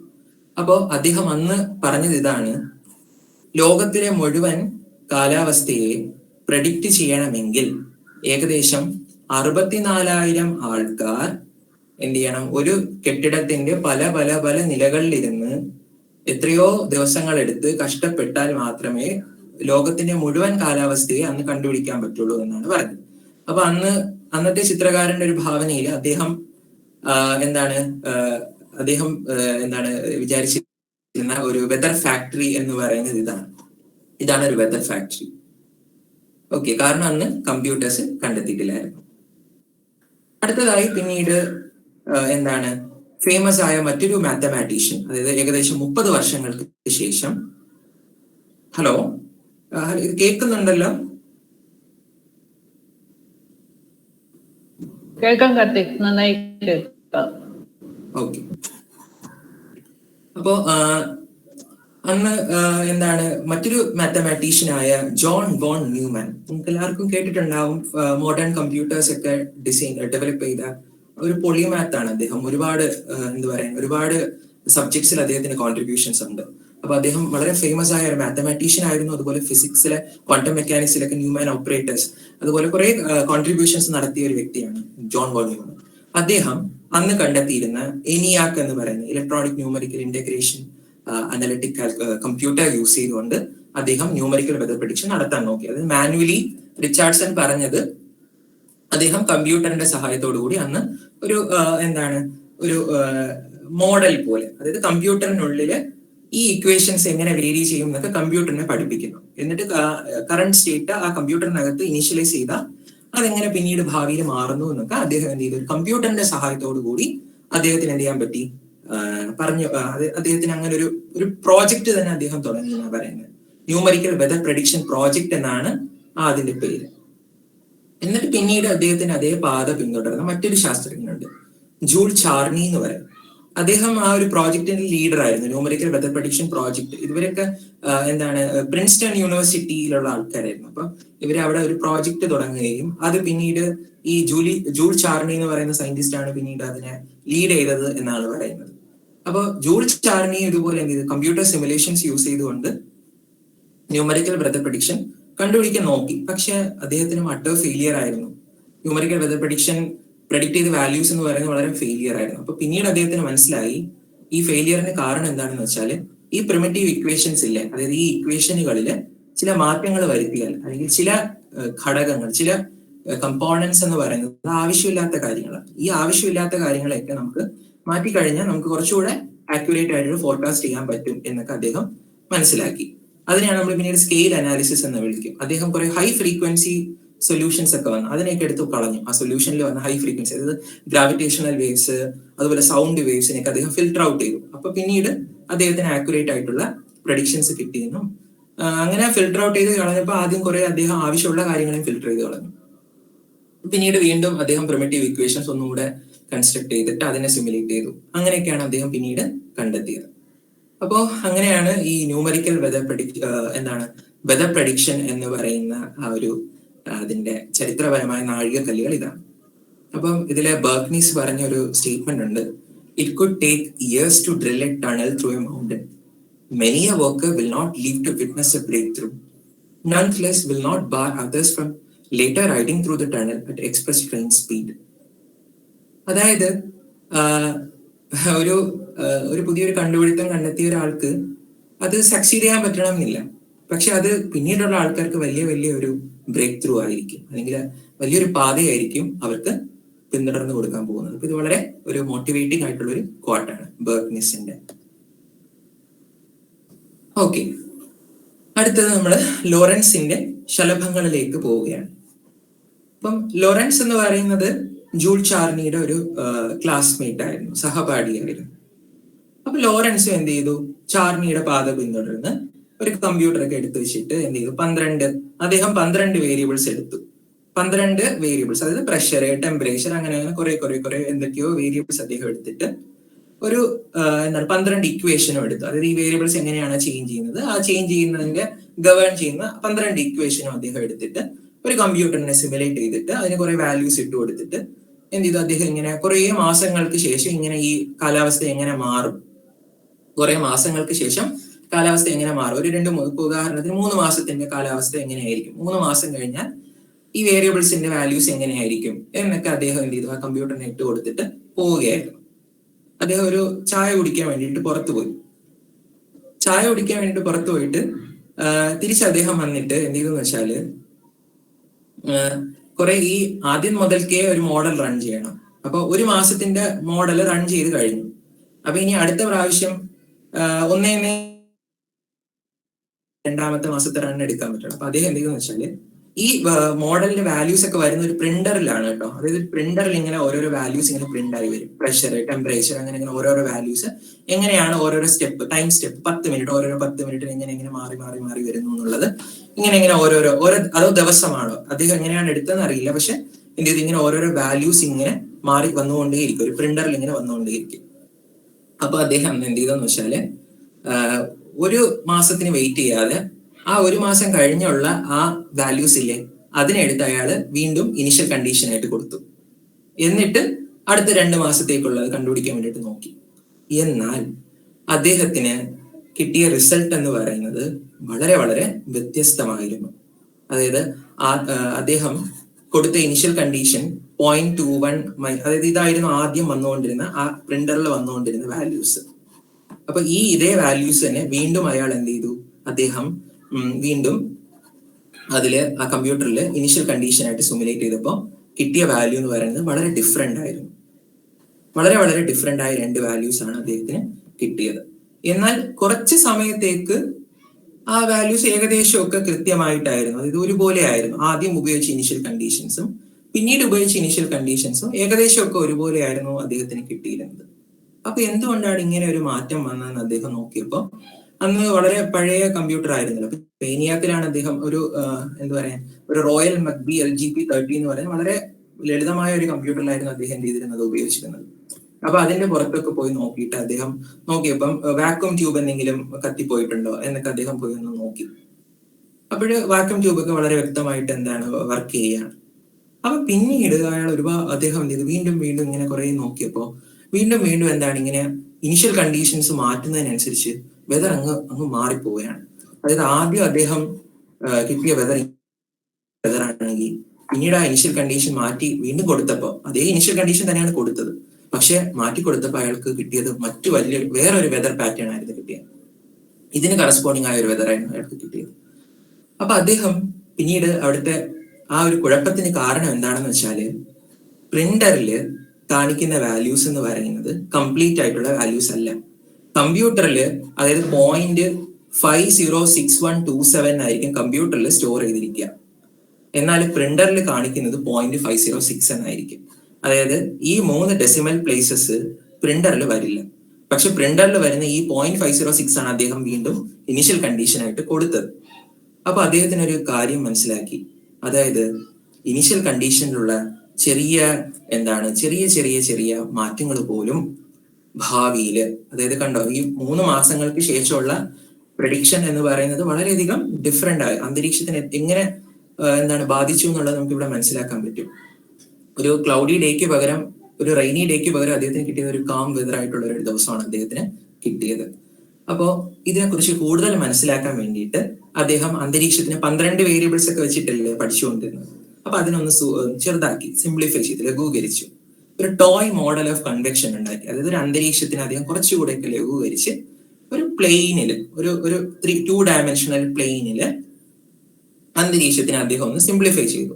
അതായത് അതിന്റെ ഒരു പ്ലെയിൻ എടുത്തിട്ട് അദ്ദേഹം അതിന്റെ താഴെ ചൂടാക്കുകയും മുകളിൽ എന്ത് ചെയ്യാണ് തണുപ്പിക്കുകയും ചെയ്യുന്ന പോലെ ഒരു അന്തരീക്ഷത്തിന്റെ മോഡൽ അദ്ദേഹം ഉണ്ടാക്കി. ആ മോഡൽ അദ്ദേഹം 3 വേരിയബിൾസേ ഉപയോഗിച്ചുള്ളൂ. എക്സ്, വൈ, ഇസഡ് എന്നിങ്ങനെ 3 വേരിയബിൾസ് ഉപയോഗിച്ചു. അതുപോലെ അതിനെ ഗവേൺ ചെയ്യുന്ന 3 ഇക്വേഷൻസും ഉപയോഗിച്ചു. അപ്പൊ എന്തിനാണ് ഇദ്ദേഹം ഈ 3 വേരിയബിൾസ് ഉപയോഗിച്ചത് എന്താണെന്ന് വെച്ചാല് നമ്മുടെ പെൻഡുലം ഫേസ് സ്പേസിൽ വരച്ചില്ലേ, അപ്പൊ അതിന് നമുക്ക് വെലോസിറ്റിയും പൊസിഷൻ 2 കാര്യങ്ങളെ വേണ്ടിയിരുന്നുള്ളൂ. അപ്പൊ നമുക്ക് 2 കാര്യങ്ങൾ ഉപയോഗിച്ച് നമ്മൾ 2 ഡയമെൻഷനുള്ള ഒരു പ്ലെയിനിലാണ് വരച്ചത്. അപ്പൊ ഇദ്ദേഹത്തിന് 3 വേരിയബിൾ എടുത്തത് കൊണ്ട് 3 ഡയമെൻഷനുള്ള ഒരു സ്പേസിൽ നമുക്ക് ഈ അറ്റ്മോസ്ഫിയറിന്റെ സ്റ്റേറ്റിനെ നമുക്ക് കാണിക്കാൻ പറ്റും എന്ന് അദ്ദേഹം കാണിക്കുകയും ചെയ്തു. അപ്പൊ അതെങ്ങനെയാണ് ബിഹേവ് ചെയ്തതെന്ന് നമുക്ക് അടുത്ത സ്ലൈഡിൽ നോക്കാം. അദ്ദേഹം 3 ഡയമെൻഷണൽ സ്പേസില് ഒരു ഫേസ് സ്പേസില് അദ്ദേഹം അന്തരീക്ഷത്തിന്റെ അവസ്ഥയെ വരച്ചപ്പോ കിട്ടിയ ഒരു കർവ് ഇതാണ്. അതായത് ഈ ഒരു കർവ് കാണുന്ന ഒരാൾക്ക് മനസ്സിലാകും അന്തരീക്ഷം എത്ര കെയോട്ടിക് ആണ്. നമ്മള് ഒരു ത്രികോണത്തിന്റെ 3 കോർണേഴ്സിലെ 3 മാസസ് വെച്ചിട്ട് അതിന്റെ പൊസിഷൻ മാറുന്നത് കാണിച്ചില്ലേ, അതുപോലെ തന്നെയല്ലേ ഇവിടെയും വളരെ കെയോട്ടിക് ആണ് അറ്റ്മോസ്ഫിയറിക് ബിഹേവിയറും വളരെ കെയോട്ടിക് ആണ്. അതായത് ആദ്യം ഇനിഷ്യൽ കണ്ടീഷൻ എന്ന് പറയുന്നത് ഒരു പർട്ടിക്കുലർ സ്റ്റേറ്റിലോട്ടാണ് എന്ത് ചെയ്തിരുന്നത് അട്രാക്ട് ചെയ്തുകൊണ്ടേയിരുന്നത്. എന്നാൽ അതേസമയം അത് കുറച്ച് കഴിയുമ്പോൾ മറ്റൊരു പോയിന്റിലോട്ടാണ് അട്രാക്ട് ചെയ്തത്. അപ്പൊ ഇതൊരു കാം വെതർ കണ്ടീഷൻ ആണെങ്കിൽ ഇതൊരു വളരെ സിവിയർ വെതർ കണ്ടീഷൻ ആയിരിക്കും. അപ്പം വെതർ എന്ന് പറയുന്നത് നമുക്ക് ഒരുപാട് സമയം കഴിഞ്ഞാൽ അല്ലെങ്കിൽ ഒരു 10 ദിവസം വരെ നമുക്ക് പ്രഡിക്റ്റ് ചെയ്യാം. എന്നാൽ അതേസമയം ഒരു 10 ദിവസത്തിന് ശേഷം വെതർ ബിഹേവ് ചെയ്യുന്നതെന്ന് പറയുന്നത് ഭയങ്കര കെയോട്ടിക് ആയിട്ടായിരിക്കും. അതാണ് അദ്ദേഹത്തിന് പിന്നീട് മനസ്സിലായത്. അപ്പൊ അദ്ദേഹം ആദ്യം എന്താ ചെയ്തത്, ഇനിഷ്യൽ കണ്ടീഷൻ കൊടുത്തു, അതിനെങ്ങനെയാണ് ട്രാവൽ ചെയ്തു എന്ന് നോക്കി.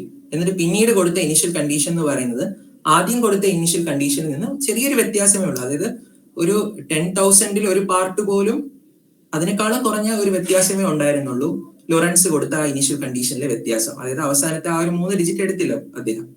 അപ്പൊ ആ ഇനിഷ്യൽ കണ്ടീഷൻസ് ഈ ഒരു അറ്റ്മോസ്ഫിയറിൽ എങ്ങനെയാണ് ബിഹേവ് ചെയ്യുന്നത് നോക്കൂ. ആദ്യം അത് കുറച്ച് സമയം ശ്രദ്ധിച്ചാൽ മനസ്സിലാവും. ആദ്യം കുറച്ച് സമയം അത് രണ്ടും ഒരുപോലെയാണ് സഞ്ചരിച്ചത്. എന്നാൽ പിന്നീട് കണ്ടോ, അത് സഞ്ചരിക്കുന്നത് വളരെ വളരെ വളരെ വിചിത്രമായ, അതായത് 2 ഡിഫറെന്റ് ആയിട്ടുള്ള അട്രാക്ടേഴ്സ്. ഈ അട്രാക്ടേഴ്സിനെയാണ് നമ്മൾ ലോറൻസ് അട്രാക്ടേഴ്സ് എന്ന് വിളിക്കുന്നത്. അതായത് ഇനിഷ്യൽ കണ്ടീഷനിലുള്ള ചെറിയ വ്യത്യാസം പോലും അത് ഭാവിയിൽ, അതായത് ഒരുപാട് ദിവസങ്ങൾക്ക് ശേഷം അത് വലിയ വലിയ കാര്യങ്ങളായിട്ട് മാറും എന്നാണ് അദ്ദേഹം പറഞ്ഞത്. ഇതിനെയാണ് നമ്മൾ sensitive dependence on initial conditions എന്ന് വിളിക്കുന്നത്. ഈ അനിമേഷൻസ് കാണാൻ പറ്റുന്നുണ്ടോ എല്ലാവർക്കും? കാർത്തിക്, കാണാം. Okay, thank you. ഓക്കെ, അപ്പോ അദ്ദേഹം പറഞ്ഞത് ഇതാണ്. അപ്പോ അറ്റ്മോസ്ഫിയറിന്റെ പ്രഡിക്ഷൻ എന്ന് പറയുന്നത് വളരെ ബുദ്ധിമുട്ടുള്ള ഒരു കാര്യം. അപ്പൊ ഈ ഫേസ് സ്പേസിൽ ഒരു കാര്യം നമുക്ക് ശ്രദ്ധിച്ചാൽ മനസ്സിലാകും. ഒരു ഇനിഷ്യൽ കണ്ടീഷൻ അറിയാമെങ്കിൽ ആ ഇനിഷ്യൽ കണ്ടീഷൻ സഞ്ചരിക്കുന്നത് എപ്പോഴും ഒരേ ഒരു കർവിലൂടെ ട്രാവൽ ചെയ്യുള്ളൂ. അതൊരിക്കലും കൂട്ടിമുട്ടില്ല. അതായത് ഇതിൽ കണ്ടാലും മനസ്സിലാവും, അതൊരിക്കലും ഒരു സ്റ്റേറ്റ് മറ്റൊരു സ്റ്റേറ്റിലോട്ട് ഇങ്ങനെ ക്രോസ് ആവുന്നില്ല. 3 ഡയമെൻഷനലി അത് ക്രോസ് ആകില്ല ഒരിക്കലും. അപ്പോൾ ഒരു ഇനിഷ്യൽ കണ്ടീഷൻ വളരെ കറക്റ്റ് ആയിട്ട് അറിയാമെങ്കിൽ അവിടുത്തെ വെതറിനെ നമുക്ക് വളരെ കൃത്യമായി എന്ത് ചെയ്യാൻ പറ്റും, കണ്ടുപിടിക്കാൻ പറ്റും.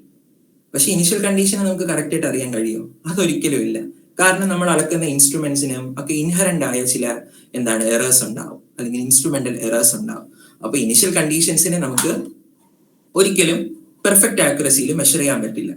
അതുകൊണ്ട് അറ്റ്മോസ്ഫിയറിനെ നമുക്ക് ഒരിക്കലും കറക്റ്റായി പ്രെഡിക്റ്റ് ചെയ്യാനും പറ്റില്ല. അപ്പൊ ഈ ഒരു സിസ്റ്റം, അറ്റ്മോസ്ഫിയർ എന്ന് പറയുന്നത് ഡിറ്റർമിനിസ്റ്റിക് ആണോ എന്ന് ചോദിച്ചാൽ ഡിറ്റർമിനിസ്റ്റിക് ആണ്. നമുക്ക് കണ്ടുപിടിക്കാം അറ്റ്മോസ്ഫിയർ എത്ര സമയം കഴിഞ്ഞാൽ ഇങ്ങനെ ആയിരിക്കും എന്ന് കണ്ടുപിടിക്കാൻ പറ്റും. അതേസമയം അൺപ്രെഡിക്റ്റബിളുമാണ്. ഇതൊരു പാരഡോക്സ് ആണ്. ഓക്കെ, അപ്പൊ you could never obtain initial conditions with perfect accuracy. Okay, അപ്പൊ അതാണ് നമ്മൾ പറയുന്നത്. അപ്പൊ അറ്റ്മോസ്ഫിയർ എന്ന് പറയുന്നത് ഒരു കെയോട്ടിക് സിസ്റ്റമാണ്. അതിലെ ചെറിയ ചെറിയ വേരിയേഷൻസ്, ഇനിഷ്യൽ കണ്ടീഷൻസിലെ പ്രസന്റ് സ്റ്റേറ്റിനെ നമ്മൾ റെപ്രസെന്റ് ചെയ്യുന്ന ഇനിഷ്യൽ സ്റ്റേറ്റിലെ ചെറിയ ചെറിയ വ്യതിയാനങ്ങൾ പോലും ഭാവിയില് വലിയ വലിയ കാര്യങ്ങളായിട്ട് മാറും.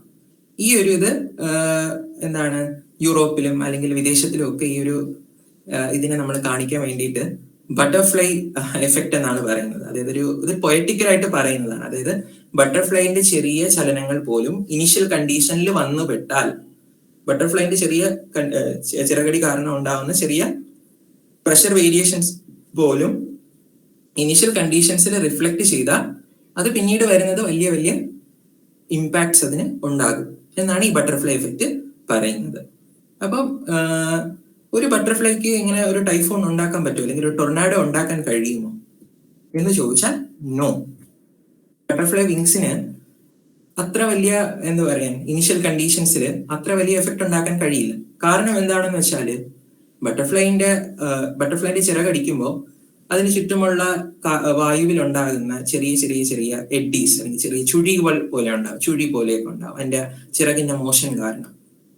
ആ ചുഴികളൊക്കെ പെട്ടെന്ന് തന്നെ ഡൈ ഔട്ട് ആയി പോകും, പെട്ടെന്ന് അതങ്ങ് ഇല്ലാണ്ടാകും. അപ്പൊ അങ്ങനെ ഇല്ലാണ്ടാകുന്നത് കൊണ്ട് ഇനിഷ്യൽ കണ്ടീഷൻസിലൊക്കെ ഈ ബട്ടർഫ്ലൈന്റെ എഫക്റ്റ് ഒന്നും വലിയതായിട്ട് വരില്ല. എന്നാലും ലോറൻസിന്റെ ഈ ബട്ടർഫ്ലൈ എഫക്റ്റ് എന്ന് പറയാൻ കാരണം അത്രയ്ക്ക് സെൻസിറ്റീവ് ആണ് ഇനിഷ്യൽ കണ്ടീഷൻ എന്ന് കാവ്യാത്മകമായിട്ട് കാണിക്കാൻ വേണ്ടിയിട്ട് അന്നത്തെ ആൾക്കാർ എന്ത് ചെയ്തു, ബട്ടർഫ്ലൈയുമായിട്ട് ഉപമിച്ചു എന്നേ ഉള്ളൂ.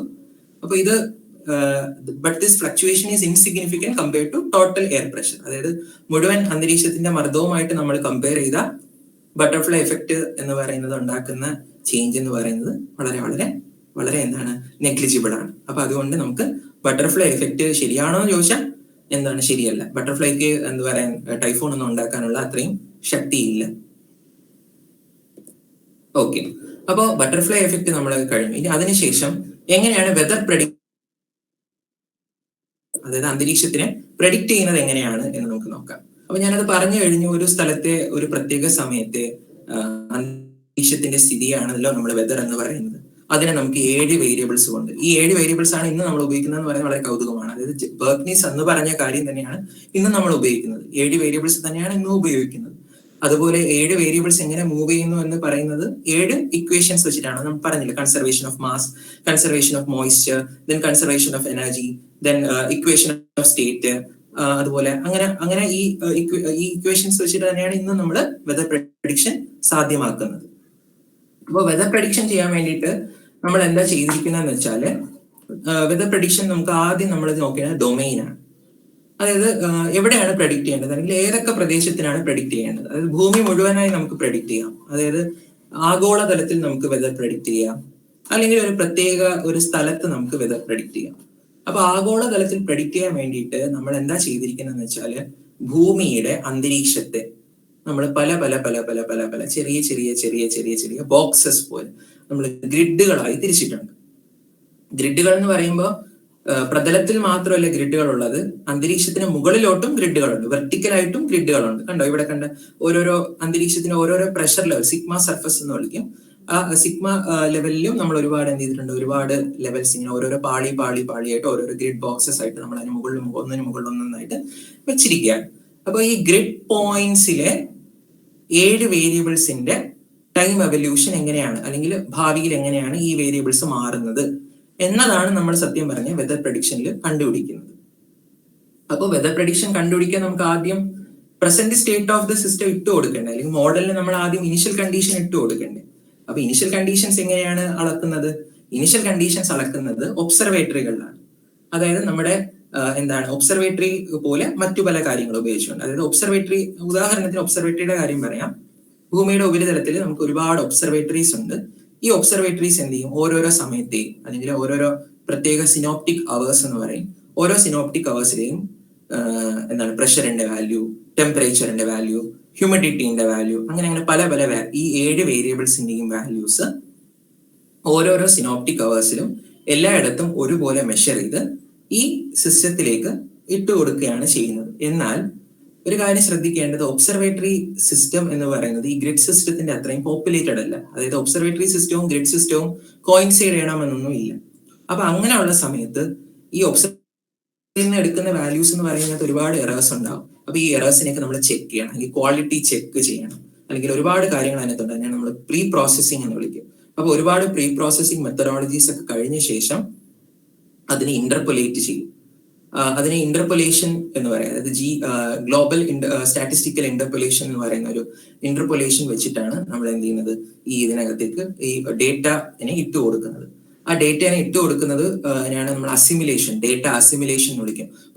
ഗ്ലോബൽ ഡേറ്റ അസിമിലേഷൻ സിസ്റ്റം എന്ന് പറയുന്ന ഒരു സിസ്റ്റത്തിന്റെ ബേസിസിലാണ് നമ്മൾ എന്ത് ചെയ്യുന്നത്, ഈ ഡൈനാമിക്കൽ സിസ്റ്റത്തിന്, അതായത് ഈ വെതർ പ്രഡിക്ഷൻ മോഡൽസിൽ നമ്മൾ ഡേറ്റയെ ഇൻജസ്റ്റ് ചെയ്യുന്നത്. ഈ ഡേറ്റയെ ഇട്ട് കൊടുക്കുന്നതിനെ വിളിക്കുന്ന പേര് ഇനിഷ്യലൈസേഷൻ എന്ന് വിളിക്കും, ഡേറ്റ ഇനിഷ്യലൈസേഷൻ എന്ന് വിളിക്കും.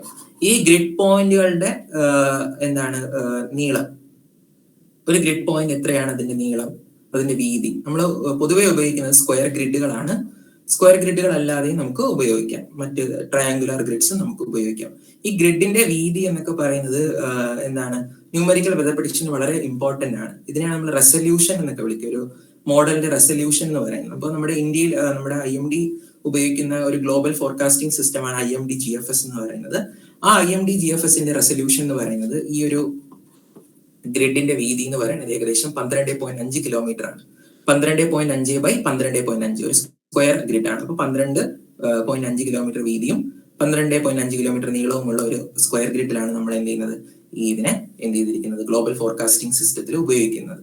അതുപോലെ ഇതിലെ നമ്മൾ 64 പല ലെവലുകളാണ് നമ്മൾ ഉപയോഗിക്കുന്നത്. ഈ വെർട്ടിക്കലി നമ്മൾ 64 ലെവൽസ് ഉപയോഗിക്കും. അതായത് ഏകദേശം 55 കിലോമീറ്റർ വരെ മുകളിലുള്ള 0.25 ഹെക്ടാ പാസ്കൽ പ്രഷർ കറസ്പോണ്ടിങ് ആയിട്ടുള്ള ലെവൽ വരെയുള്ള L64 ആണ് നമ്മൾ ഉപയോഗിക്കുന്നത്. അത്രയും ലെവൽസ് ഉള്ള, അതായത് കുത്തനെ 64 ലെവൽ വരെ എന്ത് ചെയ്യാൻ പറ്റും, ഈ മോഡലിനെ പ്രെഡിക്റ്റ് ചെയ്യാൻ പറ്റും.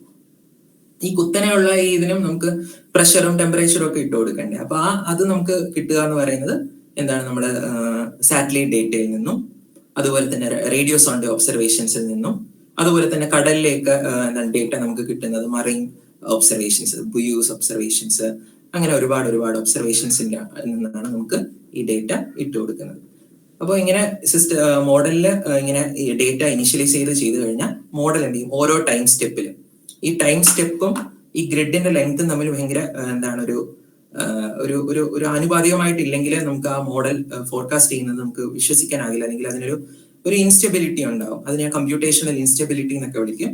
അപ്പം അങ്ങനെ നമുക്ക് ഈ ഗ്രിഡിന്റെ വീതിയും അതുപോലെ ടൈം സ്റ്റെപ്പും പ്രഡിക്റ്റ് ചെയ്യുന്ന ആ സമയവും ഒക്കെ ഒരു ആനുപാതികമായിട്ട് വേണം.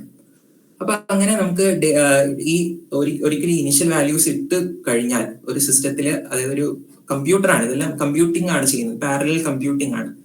നമ്മുടെ ഇന്ത്യയിലാണെങ്കിൽ സൂപ്പർ കമ്പ്യൂട്ടേഴ്സ് ആണ് യൂസ് ചെയ്യുന്നത്. XM14 എന്ന് പറയുന്ന ഒരു കമ്പ്യൂട്ടർ, അതിനെ പിന്നീട് നമ്മുടെ മിഹിർ പ്രത്യുഷ് എന്നൊക്കെ പേരിലാണ് അറിയപ്പെടുന്നത്. ഡൽഹിയിലും NWP ഡിവിഷനിലെ ഡൽഹിയിലും മറ്റൊന്ന് പൂനെയിലുമാണ്. അപ്പൊ ഈ കമ്പ്യൂട്ടേഴ്സിലാണ് നമ്മൾ ഈ ഒബ്സർവേറ്ററീസിൽ നിന്നുള്ള ഡേറ്റയൊക്കെ എന്ത് ചെയ്യുന്നത്, ഇൻജസ്റ്റ് ചെയ്ത് കൊടുക്കുന്നത്, ഇനിഷ്യലൈസ് ചെയ്ത് കൊടുക്കുന്നത്. അപ്പൊ ഈ ഡേറ്റ ഇനിഷ്യലൈസ് ചെയ്ത് കഴിഞ്ഞാൽ അത് ഏകദേശം ഒരു റൺ ചെയ്യാൻ തന്നെ അതിന് ഏകദേശം ആ ഒരു ഡേറ്റ മുഴുവനായി കിട്ടാൻ തന്നെ ഭയങ്കര ഭീമമായ അല്ലെങ്കിൽ ഒരു ടൈം കൺസ്യൂമിങ് പ്രോസസ്സാണ്. അതാണല്ലോ ലൂയിസ് റിച്ചാർഡ്സൺ പറഞ്ഞത്, ഏകദേശം 64,000 ആൾക്കാര് ഒരു കെട്ടിടത്തിന്റെ പല നിലകളിലിരുന്ന് എത്രയോ ദിവസങ്ങൾ കൊണ്ട് വർക്ക് ചെയ്താലേ, കണ്ടിന്യൂസ് ആയിട്ട് മാത്തമാറ്റിക്കൽ ഇക്വേഷൻസ് സോൾവ് ചെയ്താലേ ആ ഒരു വെതർ കണ്ടുപിടിക്കാൻ പറ്റുള്ളൂ. അപ്പൊ ഇത് ഇപ്പൊ ചെയ്യുന്നത് കമ്പ്യൂട്ടേഴ്സ് ആണ്. അപ്പം ഹൈ പവർ കമ്പ്യൂട്ടേഴ്സ് ആണ് യൂസ് ചെയ്യുന്നത്. ഇപ്പൊ നമ്മുടെ IMD GFSന്റെ കാര്യം എടുക്കുകയാണെങ്കിൽ അത് 10 day ഫോർകാസ്റ്റ് തരും. അപ്പൊ 10 day ഫോർകാസ്റ്റ് 10 ദിവസത്തെ ഫോർകാസ്റ്റ് തരും. ഇതിൽ 10 ദിവസത്തില് നമുക്ക് 5 ദിവസം അല്ലെങ്കിൽ ഒരു കൂടിപ്പോയാൽ 6 ദിവസം ഒക്കെ ആയിരിക്കും കുറച്ചുകൂടി ആക്യുറേറ്റ് ആയിട്ടുള്ള ഫോർകാസ്റ്റ് കിട്ടുക. ഞാൻ പറഞ്ഞു കഴിഞ്ഞു, ബട്ടർഫ്ലൈ ഇഫക്റ്റ് ആണ് കാരണം. അതായത് ക്യോട്ടിക് സിസ്റ്റം ആയതുകൊണ്ട് നമുക്കൊരു ലോങ് ഫോർകാസ്റ്റ് എന്ന് പറയുന്നത്, ലോറൻസ് പറഞ്ഞത് ലോങ് ഫോർകാസ്റ്റ് ഒരിക്കലും ചെയ്യാൻ പറ്റില്ല എന്നാണ്. ലോങ് റേഞ്ച് ഫോർകാസ്റ്റ് എന്ന് പറയുന്നത് ഒരിക്കലും അത് റിലയബിൾ ആകണം എന്നില്ല, കാരണം പ്രെഡിക്റ്റ് ചെയ്യും. പക്ഷെ ഇന്ന് കമ്പ്യൂട്ടേഷണൽ പവർ ഒക്കെ കൂടുതലായതുകൊണ്ട് ഇപ്പൊ നമ്മൾ ലോങ് റേഞ്ച് ഫോർകാസ്റ്റ് ഒക്കെ കൊടുക്കുന്നുണ്ട്. ഓക്കെ, അന്നത്തെ കാലത്ത് ലോങ് റേഞ്ച് ഫോർകാസ്റ്റ് എന്ന് പറയുന്നത് അത് ഞാനൊരു ഗ്രാഫ് കാണിക്കുമ്പോൾ മനസ്സിലാവും. അപ്പൊ ഇനിഷ്യൽ കണ്ടീഷൻസ് ഒക്കെ മോഡൽ ഇട്ട് കൊടുക്കാൻ ഏകദേശം 2 മണിക്കൂർ 45 മിനിറ്റ് എടുക്കും. ഒബ്സർവേറ്ററീസിൽ നിന്നുള്ള ഡേറ്റ എടുത്തിട്ട് മോഡലിൽ കമ്പ്യൂട്ടറിൽ ഇൻജസ്റ്റ് ചെയ്യാൻ വേണ്ടിയിട്ട് 2 മണിക്കൂർ 45 മിനിറ്റ് എടുക്കും. ഈ ഇനിഷ്യൽ കണ്ടീഷനെ ഓരോരോ ഗ്രിഡിലേക്ക് ഇട്ട് കൊടുക്കാൻ വേണ്ടിയിട്ട് ഏകദേശം 45 മിനിറ്റ് എടുക്കും. അത് ഗ്ലോബൽ ഡേറ്റ അസിമുലേഷൻ സിസ്റ്റം എന്ന് പറയുന്ന ഒരു മോഡ്യൂളാണ് ചെയ്യുന്നത്. പിന്നെ ഒരു ദിവസത്തെ ഫോർകാസ്റ്റ് ആ മോഡൽ തരാൻ വേണ്ടിയിട്ട് 7 മിനിറ്റ് എടുക്കും. അപ്പൊ 10 ദിവസത്തെ ഫോർകാസ്റ്റിന് ഏകദേശം 70 മിനിറ്റ് എടുക്കും. അപ്പൊ മൊത്തം നോക്കുമ്പോൾ ഒരു മോഡലിന്റെ റണ്ണ് ചെയ്ത് അതിന്റെ പ്രോഡക്റ്റ് നമുക്ക് ഫൈനൽ ഔട്ട്പുട്ട് കിട്ടാൻ ഏകദേശം 4 മണിക്കൂർ 25 മിനിറ്റ് അല്ലെങ്കിൽ 4.5 മണിക്കൂറിന്റെ സമയം വേണ്ടി വരും. അപ്പൊ നമ്മുടെ IMDയില് ഒബ്സർവേഷൻസ് രാവിലെ 5:00 ഒബ്സർവേഷൻസ് എടുക്കും. എല്ലാ ഒബ്സർവേറ്ററീസിലും ഒബ്സർവേഷൻസ് എടുക്കും. ആ ഒബ്സർവേഷൻസിനെല്ലാം എന്ത് ചെയ്യും, ആദ്യം അതിനെ കുറച്ച് ക്വാളിറ്റി ചെക്കിംഗ് ഒക്കെ ഉണ്ട്. അതിനെ നല്ല രീതിക്ക് എന്തെങ്കിലും എറർ ഒക്കെ ഉണ്ടെങ്കിൽ അതൊക്കെ ഫിൽട്ടർ ചെയ്ത് ക്ലൈമറ്റോളജി ചെക്ക്, ബഡ്ഡി ചെക്ക് എന്നൊക്കെ ഒരുപാട് പ്രൊസീജിയേഴ്സ് ഉണ്ട്. അതൊക്കെ വെച്ചിട്ട് ആദ്യം ആ ഒരു ഡേറ്റയെല്ലാം നല്ല രീതിക്ക് ന്യൂമറിക്കൽ വെതർ പ്രഡിക്ഷനിൽ ഇൻജസ്റ്റ് ചെയ്യുന്ന രീതിക്ക് മാറ്റിയ ശേഷം അതിനെ ഇന്റർപൊലേറ്റ് ഒക്കെ ചെയ്യും. എന്നിട്ട് നമുക്ക് രാവിലെ 5:00 ഒബ്സർവേഷന്റെ ഡേറ്റ ഒക്കെ കൊടുത്തിട്ട് അടുത്ത 10 ദിവസത്തേക്കുള്ള ഫോർകാസ്റ്റ് കിട്ടാൻ നമുക്ക് ഏകദേശം 9:30 മണിയാവും. അതായത് 4 UTC 0 UTCയുടെ ഡേറ്റ വെച്ചിട്ട് നമുക്ക് ഫോർകാസ്റ്റ് 10 ദിവസത്തെ ഫോർകാസ്റ്റ് കിട്ടാൻ നമുക്ക് 4 UTC ആവും. അതായത് 9:30 മണിയാവും ഏകദേശം. അപ്പൊ ഇത്രയും കോംപ്ലക്സ് ആയിട്ടുള്ള ഈ ഒരു കാൽക്കുലേഷൻസ് ഒക്കെ ചെയ്യുന്നത് ഇന്ന് ഹൈ പവർ കമ്പ്യൂട്ടേഴ്സ് ആണ്. ഈ ഹൈ പവർ കമ്പ്യൂട്ടേഴ്സിൽ ഫ്ലോപ്സ് എന്ന് പറയും. ഫ്ലോപ്സ് എന്ന് വെച്ചാൽ ഫ്ലോട്ടിംഗ് ഓപ്പറേറ്റിംഗ്, അതായത് ഒരു എത്ര ഫ്ലോട്ട് എന്ന് വെച്ചാൽ നമ്മള് ഡെസിമൽ എന്നാണ് അർത്ഥം. അപ്പൊ എത്ര ഡെസിമൽസ് വരെ അതിന് പ്രെഡിക്റ്റ് ചെയ്യും. അപ്പം നമ്മുടെ IMD GFSലൊക്കെ 15 ഡെസിമൽ പ്ലേസസ് ഒക്കെ വരെയാണ് ഓരോരോ ഇനിഷ്യലൈസേഷൻ ചെയ്യുമ്പോൾ നമ്മൾ ഇനിഷ്യൽ വാല്യൂസിന് ഇട്ട് കൊടുക്കുന്നത്. 15 ഡെസിമൽ പ്ലേസസ് വരെ നമ്മൾ ഇട്ട് കൊടുക്കുകയാണ് ചെയ്യുന്നത്. അതുപോലെ ഇത് റീജിയണൽ മോഡലാണ്. റീജിയണൽ മോഡൽ എന്ന് വെച്ചാൽ നമ്മൾ IMDയിലെ റീജിയണൽ മോഡൽസ് യൂസ് ചെയ്യുന്നതെന്ന് പറയുന്നത് WRF എന്ന് വിളിക്കും, weather research and forecasting models എന്ന് വിളിക്കും. അതൊരു ലോവർ റെസൊല്യൂഷൻ മോഡലാണ്. ഏകദേശം 6 കിലോമീറ്റേഴ്സ് വരെയൊക്കെ ഉള്ള റെസൊല്യൂഷൻ നമുക്ക് WRF മോഡൽസിൽ നിന്ന് കിട്ടും. അതുപോലെ നമ്മള് ഹറിക്കെയിൻ വെതർ റിസർച്ച് ഫോർകാസ്റ്റിംഗ് എന്ന് പറയുന്ന മോഡലാണ് നമ്മള് എന്താണ് സൈക്ലോൺ പ്രഡിക്ഷൻ ഒക്കെ യൂസ് ചെയ്യുന്ന ഒരു റീജിയണൽ മോഡൽ. റീജിയണൽ മോഡലിന്റെ ബൗണ്ടറി കണ്ടീഷൻസ് കിട്ടുന്നതെന്ന് പറയുന്നത് ഗ്ലോബൽ മോഡലിൽ നിന്നാണ്. ഓക്കെ, സോ ഇത്രയും കാര്യങ്ങളാണ്. ഈ കിട്ടുന്ന ഡേറ്റ എന്ന് പറയുന്നത് നമുക്ക് വെറും വാല്യൂസ് ആണ്. നമ്മൾ പ്രിന്ററിൽ കണ്ടില്ല, ആ ഒരു പ്രിന്ററിൽ വന്നതുപോലെ കുറെ വാല്യൂസ് ആയിട്ട് നമുക്ക് കിട്ടാറ്. ഈ വാല്യൂസിനെ നമുക്ക് ക്ലൈമറ്റ് വെതറിലോട്ട് മാറ്റണം. അതിനെ പോസ്റ്റ് പ്രോസസ്സിംഗ് വിളിക്കും. പോസ്റ്റ് പ്രോസസ്സിംഗിലും ഇന്റർപൊലേഷൻ പോലുള്ള കാര്യങ്ങളൊക്കെ ഉണ്ടായിരിക്കും. അതിനെ നമ്മൾ ഡൗൺ സ്കെയിൽ ചെയ്ത് ഓരോരോ കമ്പോണൻസ് ആയിട്ട് മാറ്റിയിട്ട് ആ വെതറായിട്ട് നമ്മൾ അല്ലെങ്കിൽ ആ ഒരു സ്ഥലത്തെ അതായത് നമ്മൾ സാധാരണക്കാർക്ക് മനസ്സിലാവുന്നത് പോലെ 24 hours ക്യുമുലേറ്റീവ് റെയിൻഫോൾ, ടെമ്പറേച്ചർ എങ്ങനെയാണ് മാറുന്നത്, വിൻഡ് എങ്ങനെയാണ്, ഗസ്റ്റീനെസ് ഉണ്ടോ, അങ്ങനെ പല പല പല യൂസ്ഫുൾ പ്രോഡക്ട്സ് ആയിട്ട് അല്ലെങ്കിൽ എന്താ പറയുക സ്റ്റേക്ക് ഹോൾഡേഴ്സിന് മനസ്സിലാകുന്ന രീതിക്കുള്ള ഫോർകാസ്റ്റിലോട്ട് അതിനെ ഇന്റർപ്രറ്റ് ചെയ്യുകയാണ് ചെയ്യാറ്. ഇനി മറ്റൊരു ഫോർകാസ്റ്റിംഗ് ടെക്നിക്കും നമ്മൾ ഉപയോഗിക്കുന്നുണ്ട്. അതിനാണ് ഓൺസെമ്പിൾ ഫോർകാസ്റ്റിംഗ് എന്ന് വിളിക്കും. ഓൺസെമ്പിൾ ഫോർകാസ്റ്റിംഗ് എന്ന് വെച്ചാല് ബട്ടർഫ്ലൈ എഫക്റ്റുമായിട്ട് വളരെ ബന്ധം എന്ന് പറയുന്നത് ഓൺസെമ്പിൾ ഫോർകാസ്റ്റിങ്ങിനാണ്. അതായത് നമ്മൾ കൊടുക്കുന്ന ഇനിഷ്യൽ കണ്ടീഷനെ ചെറിയതായിട്ടൊന്ന് നമ്മൾ പെർട്ടബ്രേഷൻ കൊടുക്കും, ചെറുതായിട്ടൊന്ന് മാറ്റും.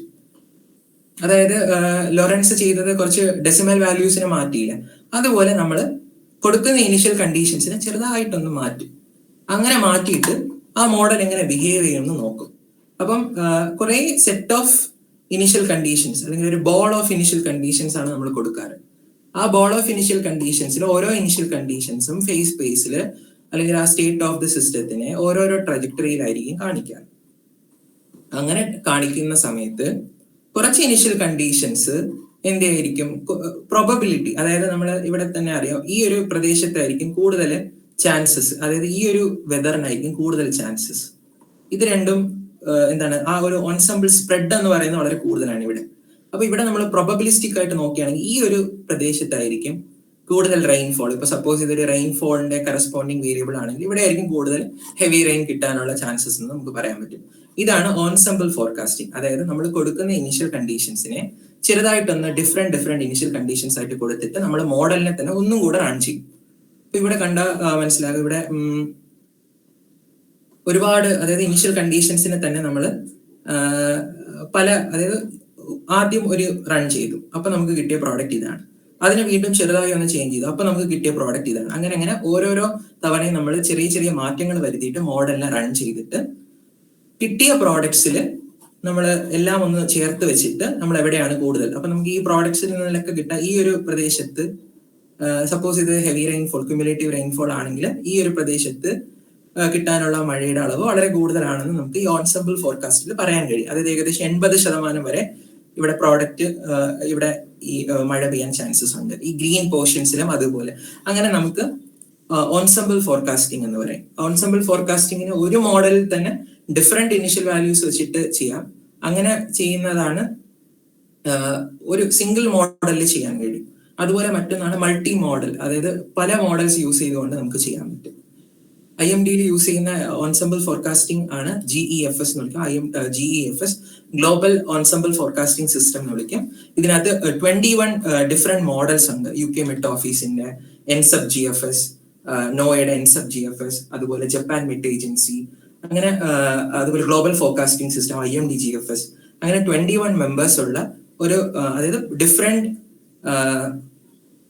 Models, different outputs. അപ്പൊ കിട്ടുന്ന എല്ലാ ഔട്ട്പുട്ട്സിൽ നിന്നും പ്രോബബിലിസ്റ്റിക്കലി അതായത് സ്റ്റാറ്റിസ്റ്റിക്സ് യൂസ് ചെയ്തുകൊണ്ട് ഓൺസെമ്പിൾ സ്റ്റാറ്റിസ്റ്റിക്സ് യൂസ് ചെയ്തുകൊണ്ട് നമുക്ക് വെതർ പ്രെഡിക്ട് ചെയ്യാം. ഇതാണ് ഓൺസെമ്പിൾ ഫോർകാസ്റ്റിംഗ് എന്ന് പറയുന്നത്. ഇതിലാണ് നമ്മൾ ബട്ടർഫ്ലൈ എഫക്ട് കൂടുതലായിട്ട് നമുക്ക് കാണാൻ സാധിക്കുക. നെക്സ്റ്റ് ഇതാണ് revolution of numerical weather prediction. Numerical weather പ്രഡിക്ഷന്റെ ഒരു നേച്ചർ മാഗസീനിൽ വന്ന ഒരു ജേർണലിലെ ഒരു പിക്ചറാണിത്. ഇതിൽ വളരെ ക്ലിയർ ആയിട്ട് മനസ്സിലാക്കാൻ പറ്റും 1981 ഇത് ഈ യെല്ലോ കളറിൽ കാണിച്ചിരിക്കുന്നതെല്ലാം ഡേ 7ന്റെ ഫോർകാസ്റ്റ് ആണ്. ബ്ലൂ കളറിൽ ഡേ 3ന്റെ ഫോർകാസ്റ്റ് ആണ്. റെഡ് കളറിൽ ഡേ 5ന്റെ ഫോർകാസ്റ്റ്. അത് 3, 5, 7, 10. 3 this is 3, this is 5 and this is 7 and this is 10. Okay, അപ്പൊ നമുക്ക് ആദ്യം അത് 1981 നോക്കുകയാണെങ്കിൽ ഏറ്റവും കൂടുതൽ ആക്യുറസി ഇത് Y ആക്സിസിൽ നമ്മൾ വരയ്ക്കുന്നത് ഫോർകാസ്റ്റിംഗ് സ്കില്ലാണ്. അത് മോഡലിന്റെ സ്കില്ല് എത്രത്തോളം കറക്റ്റ് ആയിട്ട് ഫോർകാസ്റ്റ് പ്രവചനം കൃത്യമായി തന്നു എന്നുള്ളതാണ്. അപ്പൊ ആദ്യത്തെ കർവ് നോക്കിയാൽ അറിയാം, അതായത് എല്ലാത്തിലും ഉയർന്നു നിൽക്കുന്നത് ഡേ 3 തന്നെയാണ്. അപ്പൊ ഡേ 3 അത്ര എന്തില്ല വ്യത്യാസം വരില്ല. കാലാവസ്ഥ പ്രവചനം കുറച്ചുകൂടെ ആക്യുറേറ്റ് ആണ്. മുകളിൽ കാണിച്ചിരിക്കുന്നത് ഈ കർവിന്റെ മുകളിൽ കാണിച്ചിരിക്കുന്നത് നദേൺ ഹെമിസ്ഫിയറും താഴെ കാണിച്ചിരിക്കുന്ന കർവ് സദേൺ ഹെമിസ്ഫിയറും ആണ്. അപ്പോൾ 1981 ഏകദേശം 86 or 87% സ്കില്ല് അന്ന് തന്നെ ഉണ്ടായിരുന്നു ഡേ 3 പ്രഡിക്ട് ചെയ്യാൻ, ഡേ 3 വെതർ എങ്ങനെയാണെന്ന് പ്രഡിക്ട് ചെയ്യാൻ.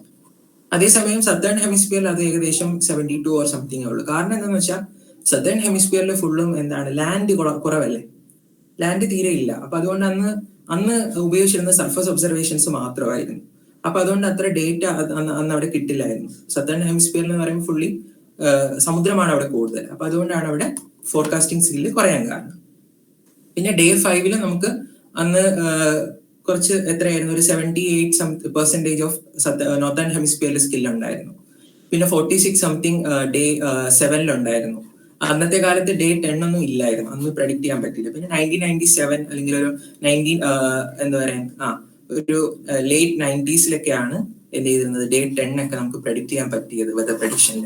അപ്പൊ ഇപ്പോഴത്തെ അവസ്ഥ നോക്കുമ്പോൾ ഒരു 2014-15 ആ ഒരു ടൈം ഒക്കെ നോക്കുമ്പോൾ നമുക്ക് ഡേ 3 നമുക്ക് വളരെ ആക്യുറേറ്റ് ആയിട്ട് പ്രഡിക്ട് ചെയ്യാനുള്ള കാപ്പബിലിറ്റീസ് ഉണ്ട്. ഏകദേശം 95.90+% നമുക്ക് പ്രഡിക്ട് ചെയ്യാം. അതുപോലെ ഡേ 5 നമുക്ക് ഏകദേശം ഒരു 80+% പ്രഡിക്ട് ചെയ്യാം. ദെൻ ഡേ 7 നമുക്ക് ഒരു 60+ or 65+% ഓഫ് ആക്യുറസി ഉണ്ട്. ഡേ 10 ഓൾസോ എന്താണ് ഡേ 40% ഓഫ് ആക്യുറസി നമുക്കിപ്പോൾ പറയാൻ കഴിയും. പിന്നെ ഒരു കാര്യം ശ്രദ്ധിച്ചാൽ മനസ്സിലാകും, ഈ ഒരു ഗ്യാപ്പില്ലേ നദേൺ ഹെമിസ്ഫിയറും സദേൺ ഹെമിസ്ഫിയറും തമ്മിലുള്ള ഗ്യാപ്പ് ഇങ്ങനെ കുറഞ്ഞ് ഇപ്പൊ ഓൾമോസ്റ്റ് ഈക്വൽ ആണ്, എന്നാലും കുറവാണ്. ഇതിന് കാരണം എന്താണെന്ന് വെച്ചാൽ സാറ്റലൈറ്റിന്റെ ഇൻവെൻഷൻ ആണ്. സാറ്റലൈറ്റ് ഡേറ്റ നമുക്ക് കിട്ടിയതിന് ശേഷം എല്ലായിടത്തും യൂണിഫോം ആയിട്ട് നമുക്ക് ഡേറ്റ കിട്ടി തുടങ്ങി.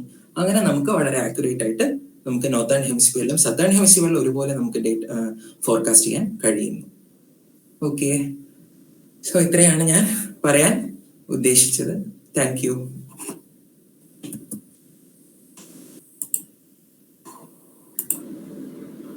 Thank you very much, Karthik. The presentation it was very nice. It's open for discussion. Everybody wants to ask any question, they can. It's time for that.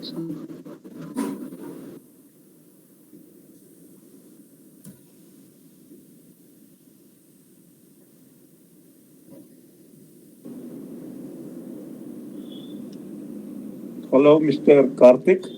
Yes, sir. Good morning. Yeah, good morning. I am Dr. Trivikram ji. Okay, sir.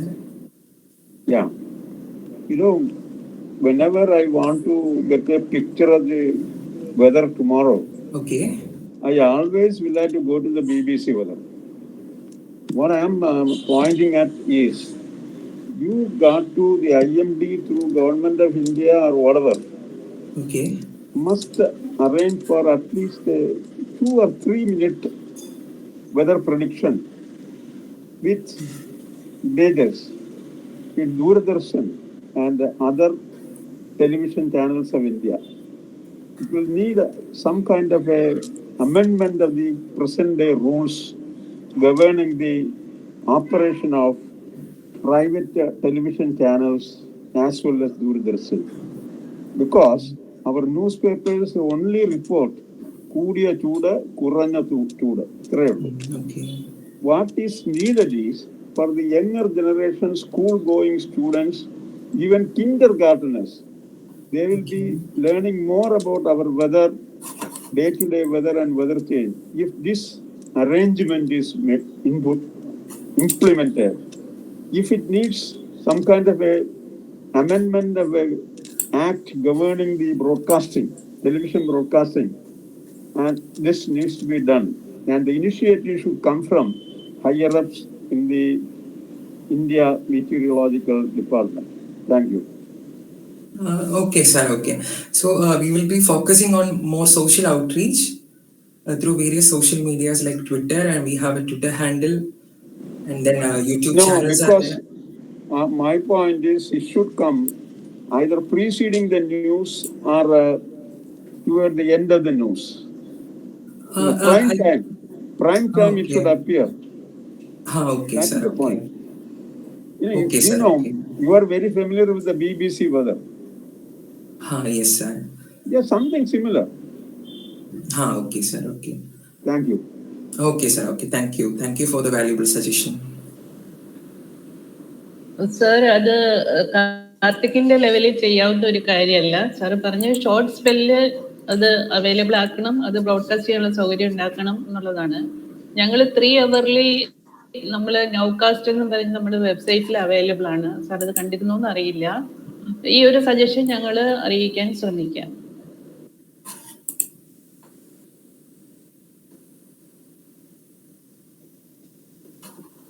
വേറെ ആർക്കെങ്കിലും എന്തെങ്കിലും doubt ചോദിക്കാനുണ്ടെങ്കിൽ ചോദിക്കാം.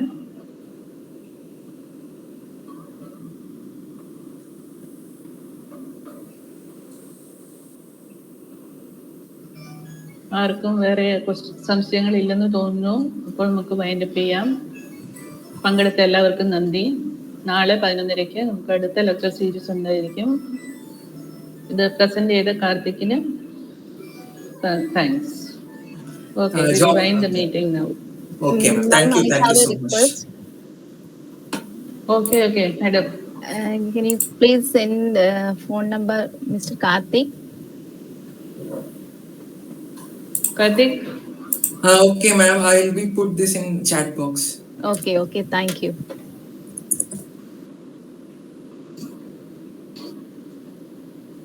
Any suggestion from anybody?